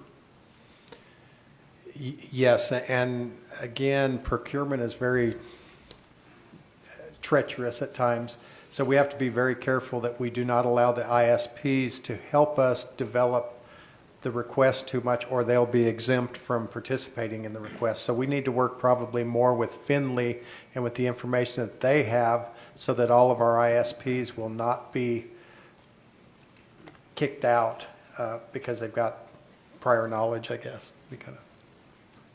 Can Finley tell us which ISPs are most likely to be able to serve each of those 1,127 passings? We know who's closer to everybody, but we don't know if they're willing to do it. We need to ask them. I mean, they've all said they're interested, so every one of them said they're interested. But, that's not interested is not the same thing as agreeing to do it, so that's the next step. Right. And I think we still need to research exactly how far we can go as far as reaching out to the ISPs as the county and asking those questions. I believe that our choices are more aligned with talking with Finley and having them reach out to the ISPs so that we keep them disconnected from the process so that they're not penalized and unable to bid on it. Mr. Chairman, then this brings me to, okay, so we're asking for letters of support, also financial support, but if there is grant money out there, we can apply for that grant money through the infrastructure, because that's one thing. Another thing that the state had talked about too was the funding to connect for broadband. Mr. Chairman, Commissioners, that is correct, Commissioner Dana. We can apply for some of this granting now that we kind of have a map, and we inclusively have a report that we could submit with our grant application. Now the groundwork's done of where exactly we need to reach out to, and like Bill said, we could probably work with Finley to see which areas are more needing more of this broadband than others. Doing the RFP, and I think Anna will probably talk about this a little bit more. Commissioner Zell, by doing the RFP, we're inviting the ISPs to come in and propose what they can do, where they can actually provide some of this broadband. That is their opportunity to communicate to us of what they can do, what they're willing to do, if they're even interested. And I think Anna can better explain the RFP. You hit that right on. That's exactly what I was going to say, is the proposal is for them to propose our areas. So we can put out in our RFP our needs, our locations of needs, and they come back and they'll tell us we cannot do this, and give us that in their proposal. And Anna, correct me if I'm wrong, but I think once we look at everyone's proposals, if there is some ISPs that can do certain areas, then we can have various awards to those ISPs to be able to hit those certain areas we need service in. We would call that a multi-source award, which we can multi-source award to multiple ISPs. And I think that's real important, because it's not necessarily the largest number of people that might be the most interest to you, because there may be other people that are filling those needs. It may be some of the, what they call it, the middle mile, I think is what they call it, the harder to reach areas, which you might actually be able to assist our county residents more, whereas the other people are going to come forward. So we'll just have to evaluate a variety of options, and and as Anna and Annabelle have said, multi-awards. Exactly that.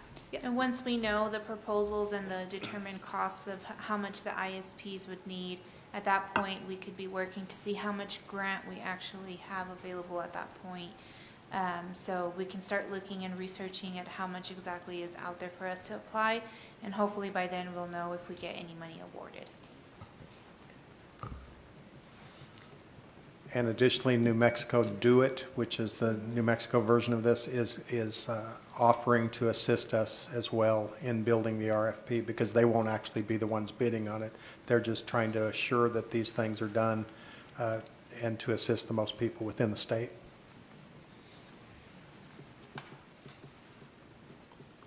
What's our timeline? Well, like they said, we have a very short timeline to get all this built, so we probably need to figure out how we're going to do our RFPs and get them out there and get something decided by, I would suggest that we try to shoot for right after the first of the fiscal year. I think it'll take us 2 or 3 months to get everything lined out, go out for the bids, evaluate the bids, so I would say we would be looking at July timeframe at the shortest. And that's what we have internally talked about, is trying to get it done as quickly as possible once we know what that is. Thank you. Make it so. Thank you.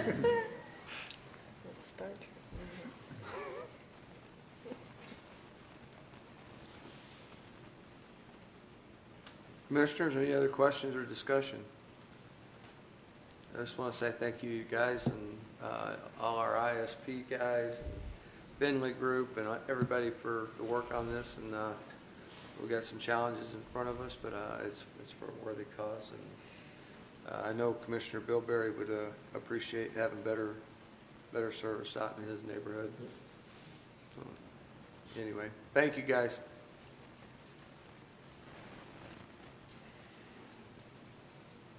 Okay. Bill Williams, let's go. Okay, we're going to go ahead and get started with our agenda items. I believe that Georgiana is going to get us started today, kick it off. Speaking of grants, here's Georgiana. Yes. Good morning, Mr. Chairman, Commissioners. This morning, we're requesting approval for Agreement A22005 between New Mexico Finance and Administration and Chaves County for appropriation 22G2769 in the amount of $75,000 for the Health Department construction project.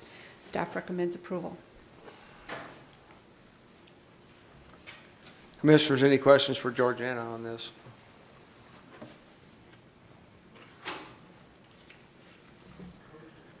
Mr. Chairman,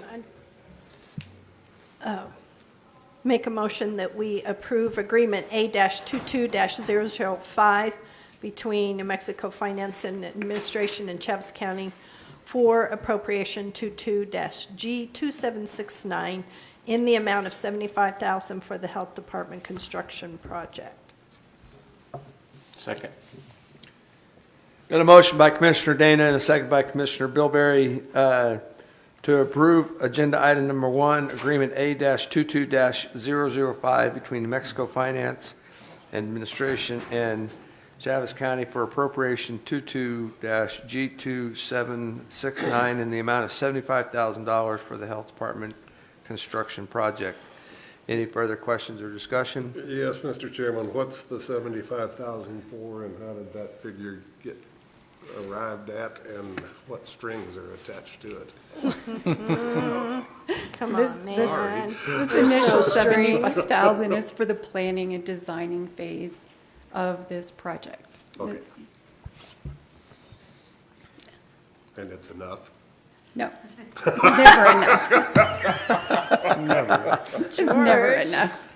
Come on, man. I don't remember what our initial request was for, but we've increased it this year. The question. Yeah, I think our initial was Okay. 150,000, wasn't it? I believe so. Yeah, Okay. and we were only awarded the 75. Okay. Thank you, Commissioner. Just had to Okay. bring it up. The second one is. Oh, No, no, time out, time out. No, we yeah, didn't I'm get a trying- second. Okay. Okay, all in favor, say aye. We didn't get a second, did we? Yeah. No, we did. Okay, okay. All in favor, say aye. Aye. Any opposed, same sign. Passes unanimously. Thank you. Georgiana, don't Okay, get me off so script. now I am requesting approval of Agreement A-22010 for appropriation 22G2778 between the State of New Mexico Department of Finance and Administration and Chaves County in the amount of $95,000. This project is for renovation and upgrades to the Chaves County Complex Suite D, which is the building behind us that the Southeast New Mexico Economic Development District is in. And no, it's not enough money. They asked for more, and we've since had to increase that amount, and we've got it again this year, submitted. Staff recommends approval. Commissioners, any questions? Okay, I'll bite. What is this for? You just said so. Okay, for D, for planning? Well, I'm sorry, I'm trying to get to that point. for the planning and There it is. Okay. renovations, Okay. remodel, upgrades. Okay, cool. I believe they want to add, they want to take one area and turn it into an office. They want to upgrade some of the electrical so they can upgrade their equipment for presentations and things like that, and make some changes to their conference room, That's correct. and just general updating across the suite. Thank you. Mr. Chairman, I move that we approve Agreement A 22-010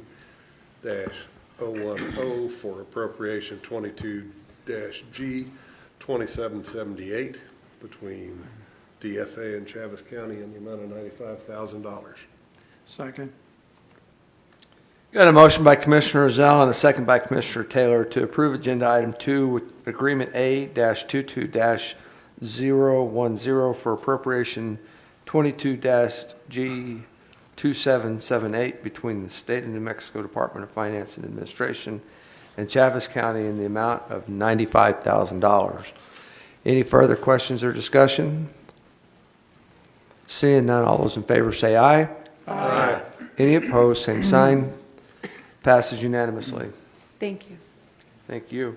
Mr. Chairman, Commissioners, before Georgiana gets completely off stage, I would like to point out all the hard work that our Finance Department and Georgiana, our grant administrator, has done, Mac Rogers.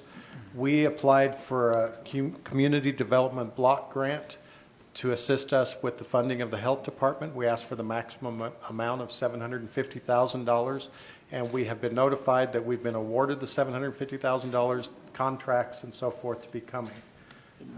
But anyway, they did an outstanding job presenting it. They did an outstanding job making sure that everyone was aware of the need that we have in our community, and they just did a good job. I want y'all to know that. Awesome. Awesome. Thank you, Wonderful. guys. Thank you. Always awesome. So, Yeah. Mr. Chairman, Commissioners, Agenda Item Number 3 is for Agreement A 22043, which is a lease between Chaves County and Chaves County Joy Centers. The lease is for the building located at 500 East Argyle, Hagerman, New Mexico. This lease provides the location for a multitude of programs that are provided by the Chaves County Joy Centers for senior citizens in our community. Staff recommends approval. Commissioners, any questions for Bill?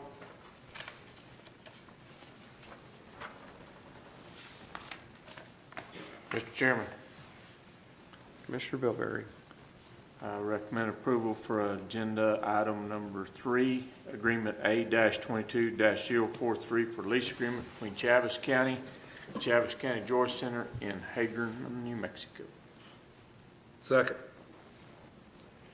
Got a motion by Commissioner Bilberry and a second by Commissioner Zell to approve Agenda Item 3, Agreement A-22-043 for the lease between Chaves County and the Chaves County Joy Center in Hagerman, New Mexico. Any further questions or discussion? Seeing none, all those in favor say aye. Aye. Any opposed, same sign. Passes unanimously. Thank you, Mr. Chairman, Commissioners. Agenda Item Number 4 is for Agreement A-22044, which is the lease between Chaves County and the Chaves County Joy Centers for the building located at 1822 North Montana in Roswell, New Mexico. Again, this lease provides a location for a multitude of programs that are provided by Chaves County Joy Centers for senior citizens in our community. And I'd like to add that the exhibits shown on both of these show a cost breakdown of what they provide to our community and what the rent would be if we were to charge them full amount. And as you can see, they far exceed the amount of what the rent would cost them. And so we pretty much charge them an administrative fee for using these buildings, and staff would recommend approval on this one as well. You know, and Mr. Chairman, thank you very much, Bill, for pointing this out, because I know I've heard, and I'm sure our city councilor has heard this many times too. Why isn't Chaves County providing this for free or paying for it? You know, we have a lot of partnerships in Chaves County, and this is a partnership, and I want us to be in the partnership with these entities, the health department, the Joy Centers, the many things that we support, because if they have skin in the game, we have skin in the game, and it is a great partnership. And I'd rather have partnerships with these entities rather than just handing out money. And I think our taxpayers want to see that partnership as well. So I just wanted to make that statement. Thank you, and you're correct. It shows that the fair market rental rate for the Joy Center here on Montana is approximately $202,000 a year, almost $203,000 a year, and we don't charge them that. We charge them $400 a year as an administrative fee because of the good things that they do for our community. So we are actually contributing to the Joy Centers and other entities throughout our community by doing these things. Thank you. Commissioners, any further questions or discussion or statements? Mr. Chairman, I move that we approve Agreement A-22-044 for the lease between Chaves County and Chaves County Joy Center in Roswell, New Mexico. Second. Got a motion by Commissioner Dana and a second by Commissioner Bilberry to approve Agenda Item 4, Agreement A-22-044 for the lease between Chaves County and Chaves County Joy Center in Roswell, New Mexico. Any further questions or discussion? Seeing none, all those in favor say aye. Aye. Any opposed, same sign. Passes unanimously.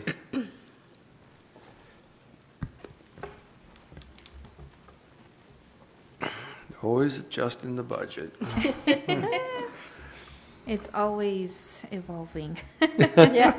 Mr. Chairman, Commissioners, Agenda Item Number 5 is Resolution R-22-064, which is a budget adjustment for fiscal year 2023. And we did review some of these almost mid-year expenses with our Finance Committee. And so our department heads are really doing a great job. Our budget is right on track, and there are some other items that we discussed. Therefore, all the line items in Exhibit A, we are requesting a budget adjustment for these items. They are for various items like junior bill for the Joy Center, facility maintenance rebates and expenditures, a purchase of a storage building, an increase of cost for capital outlay that has already been approved, and various other items. Staff recommends approval. Commissioners, any questions for Annabelle?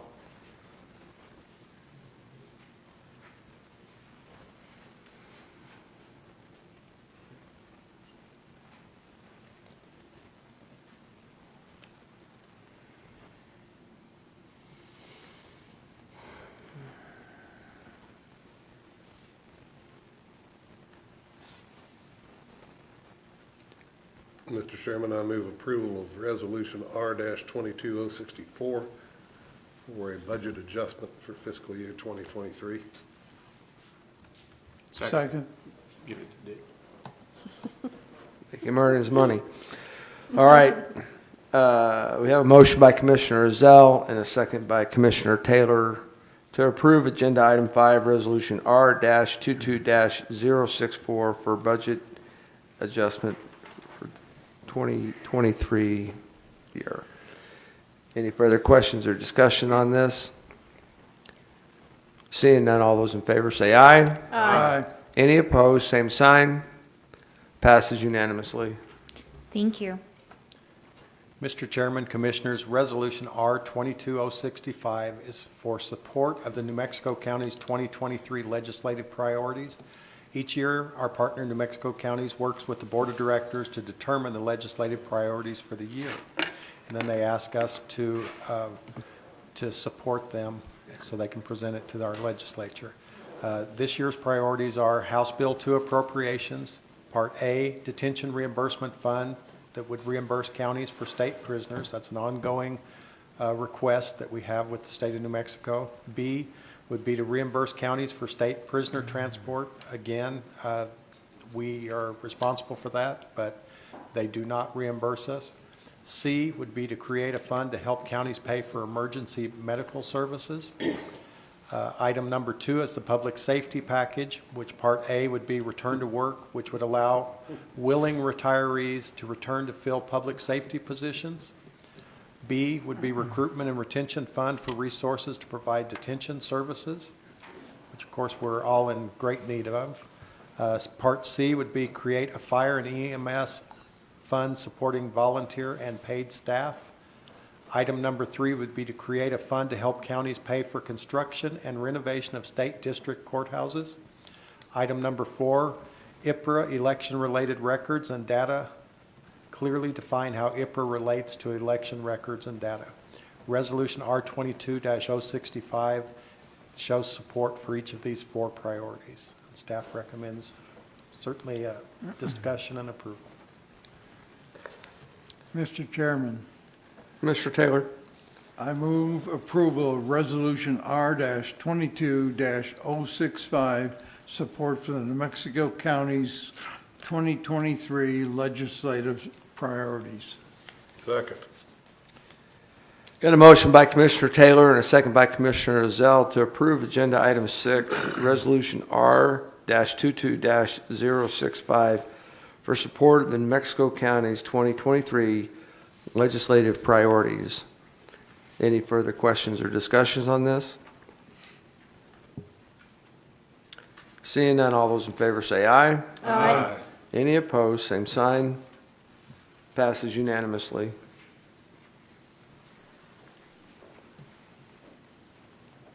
Come on up, Mac.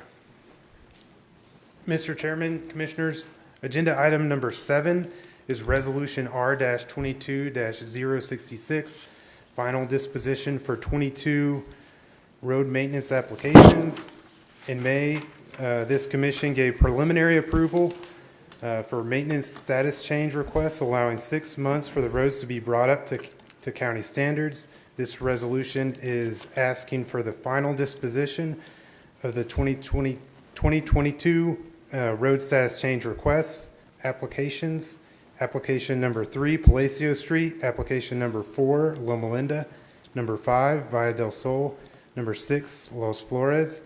Our road department has inspected these roads and reports that they meet the stipulations for acceptance as a county road. We are requesting permission to place them on the road atlas and accept the maintenance responsibilities. All these are located in the Buena Vista subdivision. If approved, Chavez County will take over the roads on January 1st. Staff recommends approval of the resolution. Commissioners, any questions for Mac?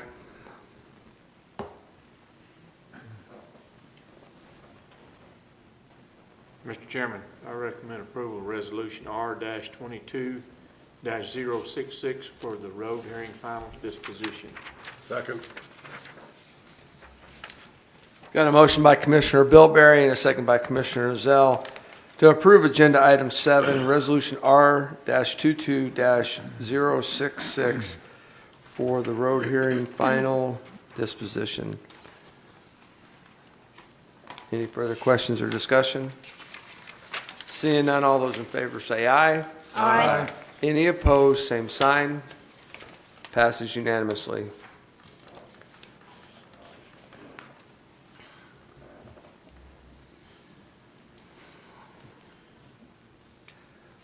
Fire away, Lewis. Good afternoon. This is an appointment to the Chavez County Land Council. We are requesting to appoint Brian Archuleta to the Chavez County Land Council per Resolution R 94-59. Appointments to the Chavez County Land Council are subject to a majority approval by the board. Mr. Archuleta would complete Mr. Hud Ray's term as recreational use representative on the Land Council. Mr. Archuleta is retired from the USDA Wildlife Service, where he served as a wildlife biologist, and he does currently serve on our Chavez County Planning and Zoning Commission. Mr. Archuleta's appointment would complete the Chavez County Land Council's 9-membership roster. Each member of the Land Council represents one of 3 industries: agriculture, extraction, and recreational use. The Land Council meets on a quarterly basis each year. Representatives from the state and federal agencies are invited to attend and inform the Land Council of current issues and projects within Chavez County. The next scheduled meeting is on Thursday, January 12th, 2023 at 6 p.m. Commissioners, any questions for Lewis? Mr. Chairman, I move that we approve the appointment to the Chavez County Land Council and appoint Brian Archuleta. Second. And Mr. Archuleta called me this morning. He wanted to be here. He was going to be here, but he forgot he had another appointment. So. Okay. We've got a motion by Commissioner Dana and a second by Commissioner Zell to approve Agenda Item 8, which is the appointment of Mr. Brian Archuleta to the Chavez County Land Council. Any further questions or discussion? I'm not sure about this guy, but he's a little sketchy, but that's okay. But how can you say no to someone whose email address is grizzlyman@hotmail with 4 Z's in grizzly? He's pretty grizzly, And it all didn't right. cost any friends. I'm sorry. My goodness. any further questions or discussion? Seeing none, all those in favor say aye. Aye. Any opposed, same sign. Passes unanimously. All right, number 8. Chairman, Commissioners, this is a permission to advertise a notice of public hearing to amend the Chavez County zoning ordinance number 7. Again, it is a permission to advertise a notice of public hearing. The Board of Commissioners, Chavez County, will consider proposed amendments and an addition to the New Mexico Chavez County zoning ordinance number 7 at the regular scheduled meeting in January 2023. Permission to advertise a notice of public hearing containing the date, time, location, title of the ordinance being amended, a general summary of the proposed changes, and addition as required per NMSA 3-21-14. The notice will be advertised 15 days prior to the public hearing. The general summary of these will be to amend Article 1, General Statement, which is reconstructing the informational items, correct outdated referrals, establish the Planning and Zoning Commission, and clarify staff's procedures and requirements for public notices. 2, to amend Article 18, Special Use Permit, additional regulations and restrictions for consideration of a special use permit. And 3, the addition of Article 24, Wind Energy Conversion System. This is a development standard requirement for construction of new commercial wind farms in Chavez County with the purpose of protecting the health, safety, and wellness of the citizens of Chavez County, New Mexico. Commissioners, any questions for Lewis? Lewis, thank you for bringing this up. This is stuff that we have been talking about, and thank you. I know it's a big task. Thank you. Appreciate it.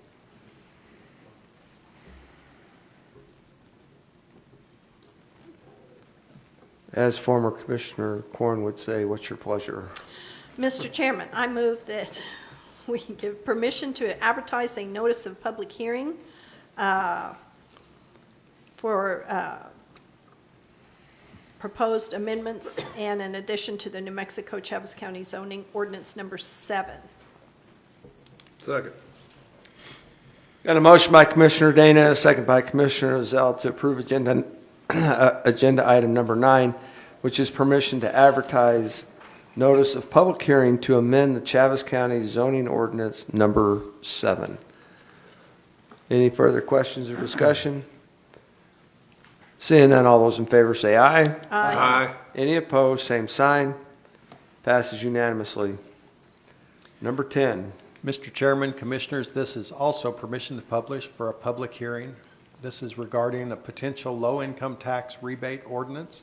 According to Section 7-2-14.3G of NMSA 1978, in every odd-numbered year, the Board of County Commissioners shall conduct a public hearing on the question of whether a property tax rebate benefiting low-income property taxpayers in the county should be made available through adoption of a county ordinance.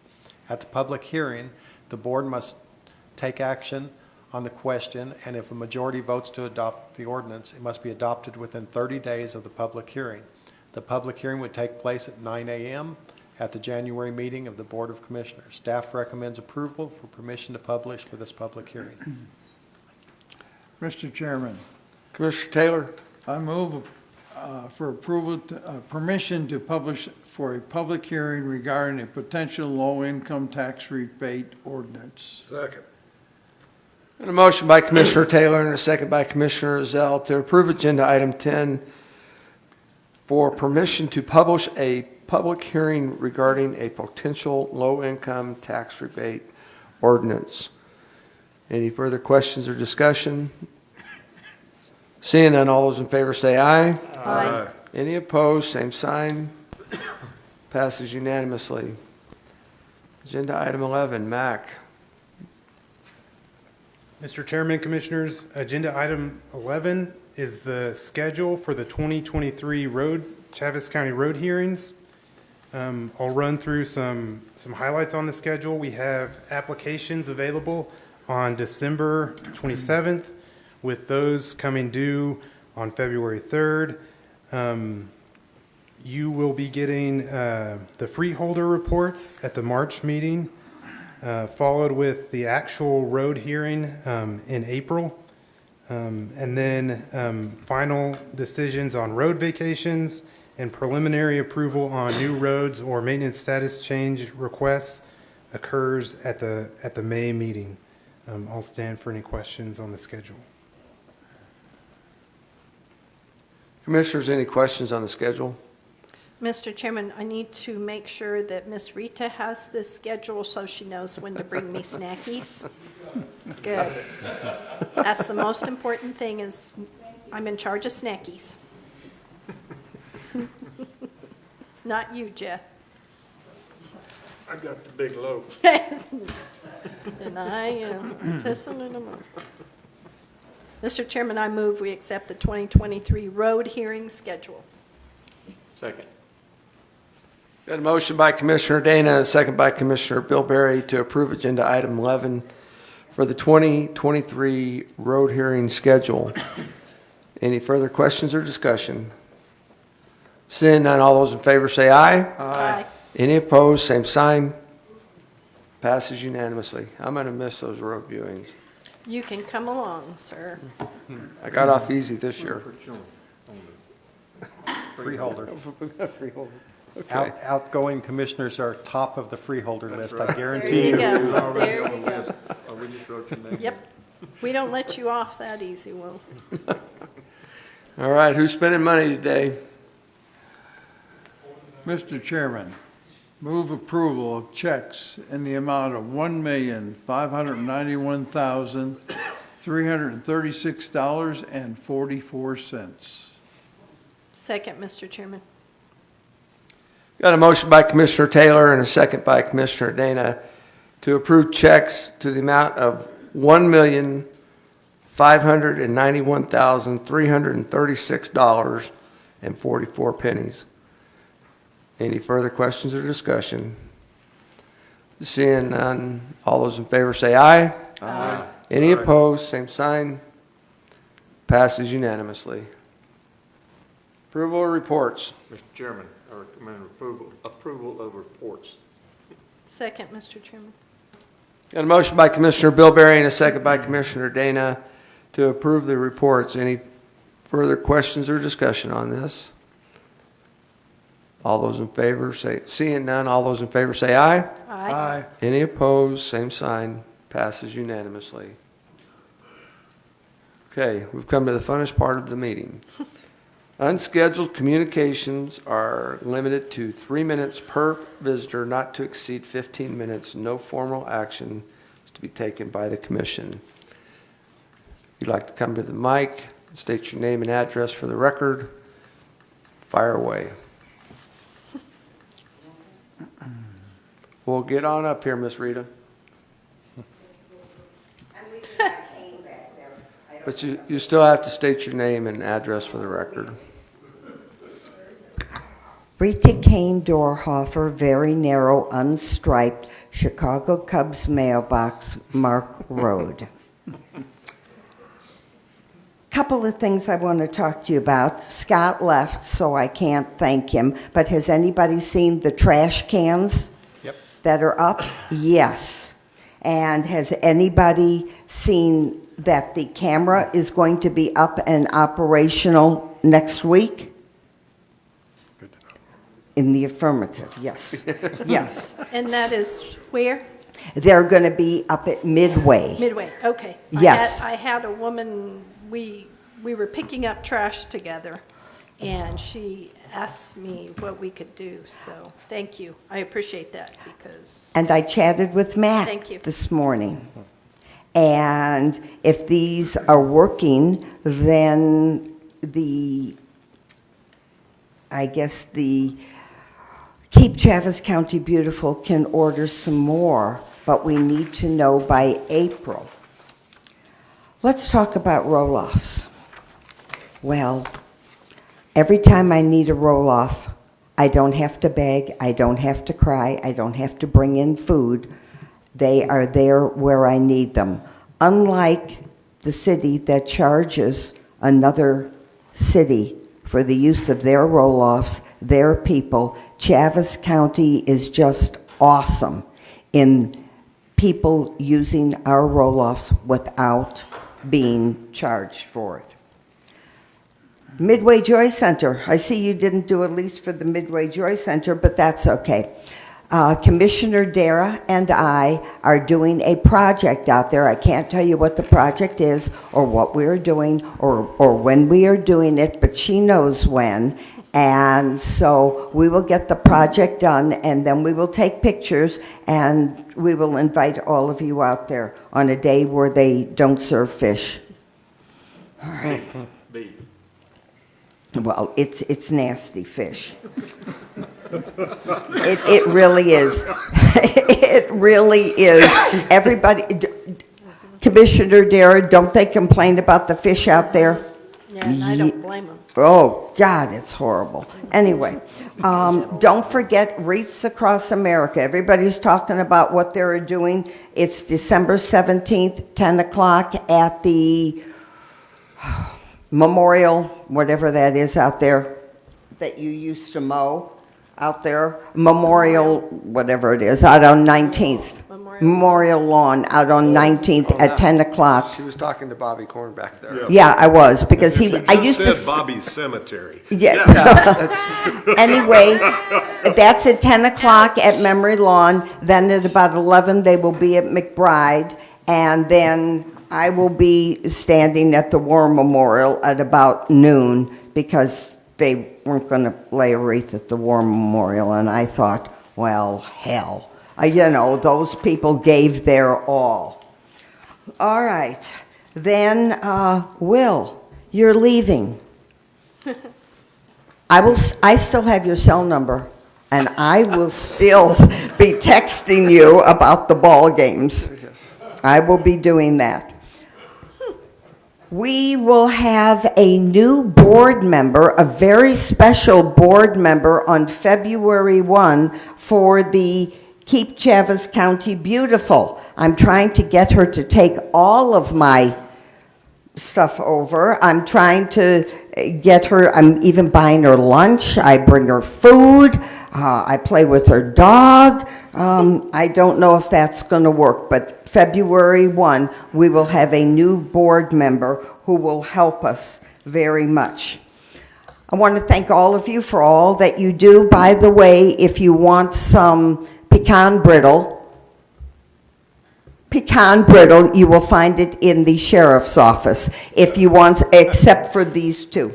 Then if you want some coconut squares, you will find them in the dispatchers, if there's any left. If you want some special cake, you'll find it in the clerk's office. And if you want, I don't know if any of that stuff is left, but obviously you guys didn't die from it. It was a new concoction I made, and it's in the finance department.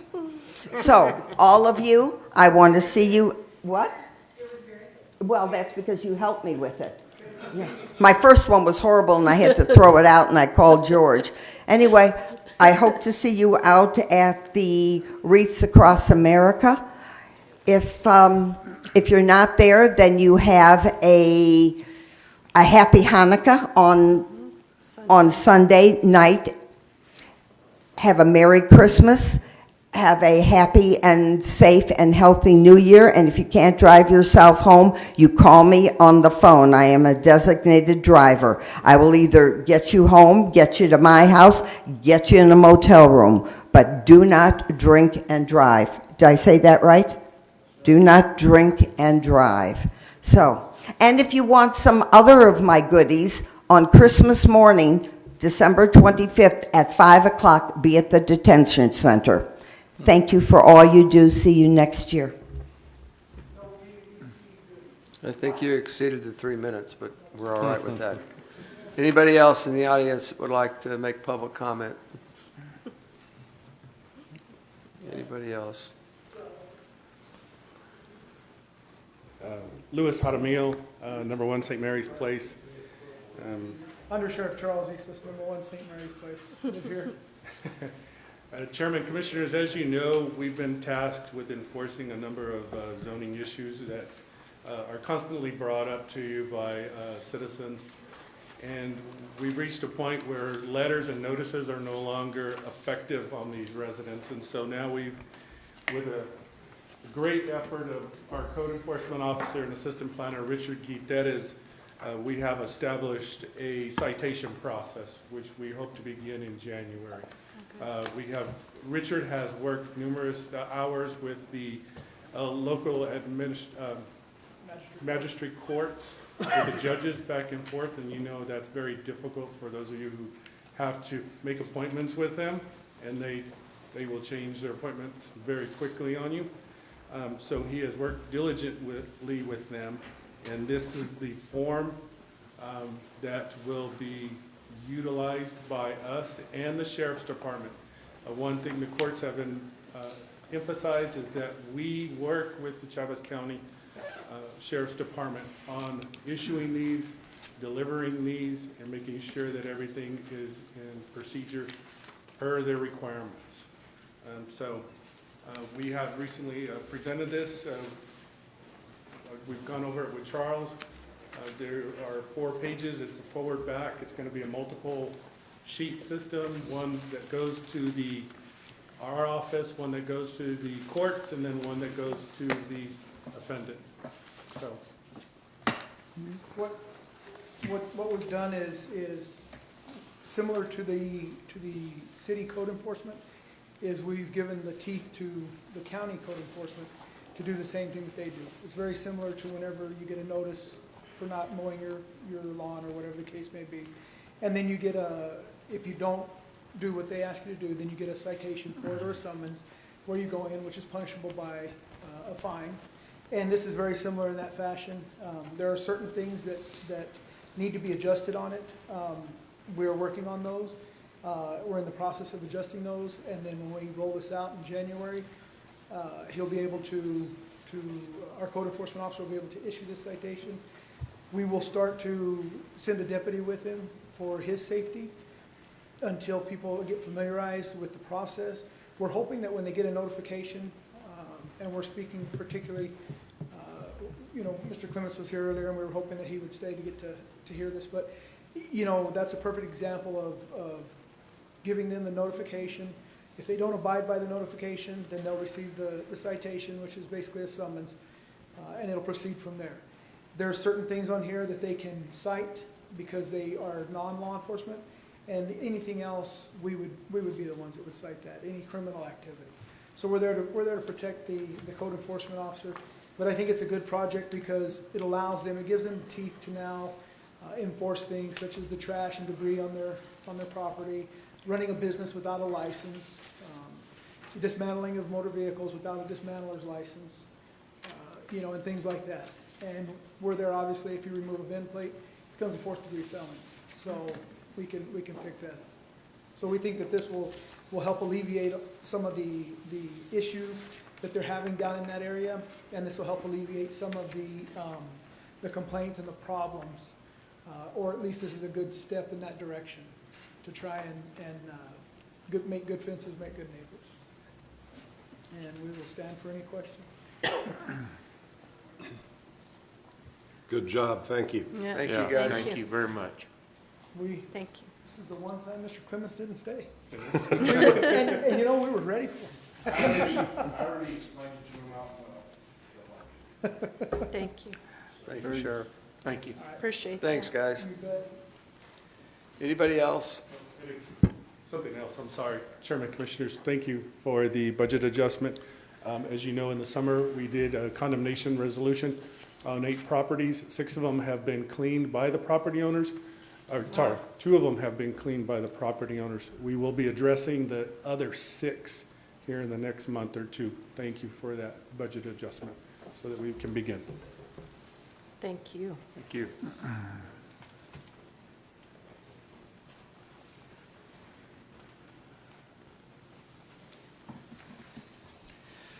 Anybody else? Anybody else in the audience? Anybody online that has any comments?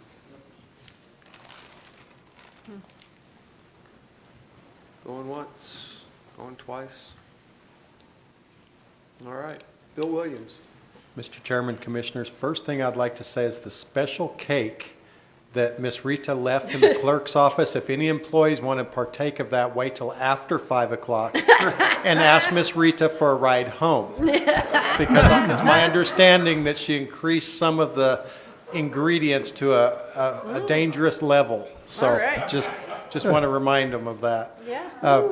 Want to remind everyone our next meeting will be January 26th. We pushed it out because of legislative session and New Mexico counties. We will have a swearing-in ceremony on December the 30th at 9 a.m. Judge Baldock has again agreed to do that for us. We are greatly appreciative of him and his time to do it. We also want to point out that the Terrace Hills miniature golf sign is down, and I've already had a call about that. We get probably a dozen calls a year asking us if we would sell that sign to people because they had their first date there. And the answer is always, you know how many people had their first date at the Terrace Hills miniature golf course? Certainly not this younger group, but a lot of us more gray people. Certainly we're at Terrace Hills many, many times with, don't tell Tina, I hope she's not listening, many, many different young ladies or gentlemen, depending on who you are. But anyway, we took the sign down. We are refurbishing that sign so that it can become a permanent part of our fitness trail. You'll also notice the trash cans are there, as Ms. Rita had mentioned. We're also preparing to install the exercise equipment. Some of it will be for the more aggressive people, such as the Sheriff's Department, and that's why it's located near them. Some of the other stuff's more for people like me, a little easier to operate, but does get the heart rate up a little bit, and that'll be over closer to Eye Associates. But want to thank everyone for all the hard work that's gone into that. Want to thank the legislators for the money that went into that. It's being used currently, even without all the equipment, by many, many people in the community, especially on this south end of town. So I want to thank them for that.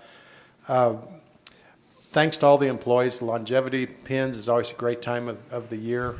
Just shows and showcases what we do here at Chaves County. We have so many people that spend many, many years here learning to do their jobs and to do their jobs well and provide all the services that we provide to the county. I want to thank them for that. I do want to say that it's been a real honor to work with Commissioner Cavan. It's a real honor to work with all the commissioners. Commissioner Cavan, of course, this is his day Technically, his day, I guess, is December 31st, but it's his day today, and we thank him for all the work he's done. It's been great to work with you. He is going to be attending the NACO conference with us in Washington in February and make some introductions, especially for our new commissioner, our incoming commissioner, Michael Perry. Want to be sure that he gets those connections and gets started on the right foot, continuing all the work that Will has done. Thank you for that. I just want to say happy holidays, Merry Christmas to everyone, and Happy Hanukkah to those who are sitting here. So we've got a couple today. Thank you very much. That's all I have. Thanks, Bill. You're welcome. Commissioner Taylor. Mr. Chairman, well, I think after hearing the Finley engineering report, we have a big obstacle or a big challenge, I should say, in this coming year that we need to look at, and it's going to take the attention of this commission. And hopefully we'll have some workshops where we get more explanation and so we can go forward to make the right decisions on that. I would like to, at this time, again, give my personal thank you to Chairman Will Cavan for all his hard work over the last 8 years and wish him well, and we thank him for all the hard effort that he has put in good work into this commission and for the benefit of Chavez County. I would like to wish everybody and thank the entire staff of all the employees that have worked very hard for Chavez County. I think we have a wonderful staff, whether it's the Sheriff's Department, the Detention Center, Road Department, right here in these offices. Everyone, I think, in the that's employed by Chavez County does an excellent job. And we'd like to wish them and their families a very Merry Christmas and a Happy Hanukkah. And I'd like to wish all of the people in Chavez County a Merry Christmas, Happy Hanukkah, and hope that everyone has a very blessed, healthy, and prosperous New Year. Thank you. Thank you, Commissioner Taylor. Commissioner Dana. Thank you, Mr. Chairman. I too would like to thank the road department. You know, most calls I get, as I've said, is about trash. People call and trash talk me all the time. Thank you for the cameras. Appreciate that. Hope we can get that up and running, and hopefully maybe that might deter a little bit. I know a lady and we were picking up trash, and she was just going on and on. You know, how can people just pull up and just dump their trash? And they said, well, hopefully we'll get a handle on this. Thank you very much, Joe. We had Black Friday come up, and I know there was a roll-off at Midway. My neighbor called me, Brian, and said, thank you very much, because after Black Friday, after a lot of the holidays, we have TV boxes and, you know, all sorts of stuff out there. So we really appreciate that, because, you know, when we pull up there and there's stuff everywhere, and I know it didn't solve the total problem, but you know what? It is appreciated, and I know it's appreciated because I hear it when I take the trash and somebody's there. So we appreciate everything that you and your department does for us and having to pick up the trash, other people's trash. I am talking about city and county working together. I'm working with City Councilor Christina Arnold. We are working on the jail diversion program. We are trying to set up a pilot program. We're working with legislature. We're working with our detention, Justin. We are working with hopefully New Mexico counties coming up and trying to tackle some of the mental health issues and trying to make sure that, trying to hope that we catch them before they have to go to jail, and some of the ideas that we're kind of coming up with and some of the resources that we're working with on this. So that'll be a good partnership with the city and county. And like I said, when we have partnerships, everybody wins, and I thank you very much. I think I think we're getting there with city and county working together. Thank you, Sheriff, for keeping our little walking trail safe. You know, I know a lot of the women here that walk on that trail, and we've had a few problems, and you guys have nipped it in the bud right from the very beginning. So thank you very much. I appreciate that. And Will, thank you, Will, for everything that you've done. I mean, gosh, what have you not done? So, and you will not retire. We will keep you. We'll have all sorts of fun assignments for you now. Appreciate everything that you've done for Chaves County. Plus, thank you for pushing me. I appreciate that. You've helped me along on things. So, yeah, I appreciate you being a great mentor for this. And thank you to all of our employees with Chaves County. You guys make this county run so beautifully by all of the service pins and awards that we gave. Gosh, I think that's wonderful. I mean, how many businesses do you know where you have employees that have stayed that long? You know, not many. The turnover rate is ridiculous everywhere you go. So we appreciate the commitment that everybody does and the work that they do here in Chaves County. Merry Christmas, Happy Holidays, Happy Hanukkah to Miss Rita and to others. And Neil, yes, hi Neil, you're still here. So yes, we appreciate it. And gosh, you guys, Miss Rita, I need to clarify something. You said that you will drive somebody to the hotel and then drop them off. Yeah, she'll drop them off. I just want to make sure that was clarified. You know, she will drop you off at the hotel.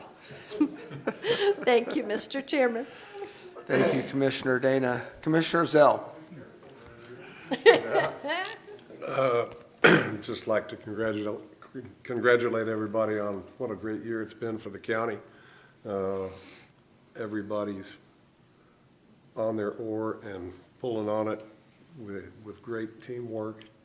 And I'm looking forward to having another great year next year. I'd like to thank Miss Rita for my very small loaf of bread. And no pissing and moaning. No pissing and moaning. You heard. And wish everybody a Merry Christmas and a happy holiday season and a safe one, please, and a prosperous new year.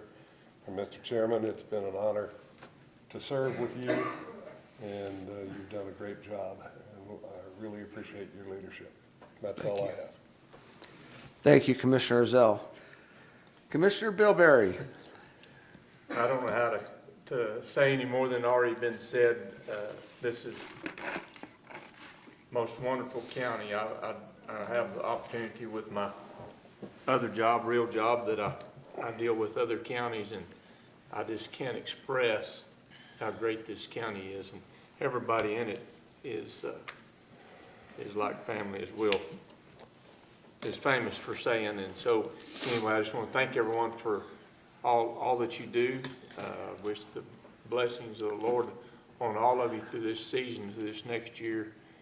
And Merry Christmas, Happy Hanukkah, Happy New Year, all those things. And I just really appreciate it. Well, I've never met a man that has has had as big a heart to serve as you, and it's been an inspiration for me. And I've watched you stand in front of people and talk for private property rights and for people that are in agriculture business and people that live on the dirt. And from each and every one of us that make a living out there in the dirt, I want to say thank you. And you've always called us a family, but I've gained a brother. And I appreciate you, Migo. Thank you for your leadership, and thank you for all you've done. Thank you, Commissioner Bilberry.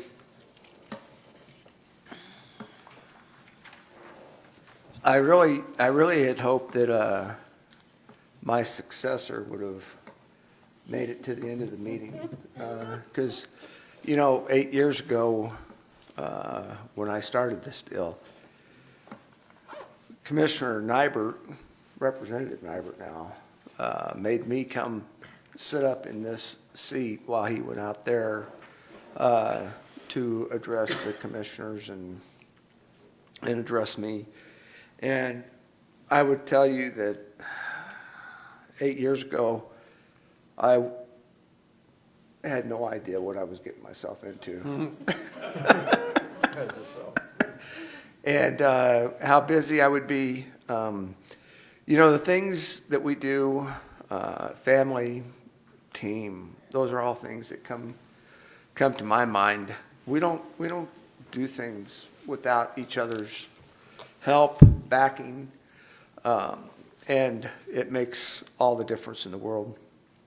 You know, the folks that I've had the opportunity to, in the 8 years, past, present, and future, have been simply amazing to work with.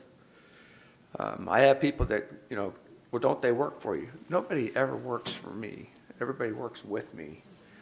And that's always been my opinion and how I like to look at leadership, okay, as it would be. We've had a lot of great adventures over the years. I've got one of my great mentors from Red Cross days to politics to being here on the county commission with Commissioner, now City Councilor Korn, former state representative, former magistrate judge Korn back there. And we've had some really great adventures in Washington, D.C. and different places working hard for Chaves County. And I say adventures, I mean, because in those adventures, our meetings, we've had folks that are just trying to run us over, and we have taken that stand. And I can take that stand because I know that I have the backing of the board here, and because it's for doing the right things. It's about making a difference. And I know, I feel in my heart that soon-to-be Commissioner Perry brings a lot to the table, and he's going to be a part of this, I hate to call it a battle, but that's what it is.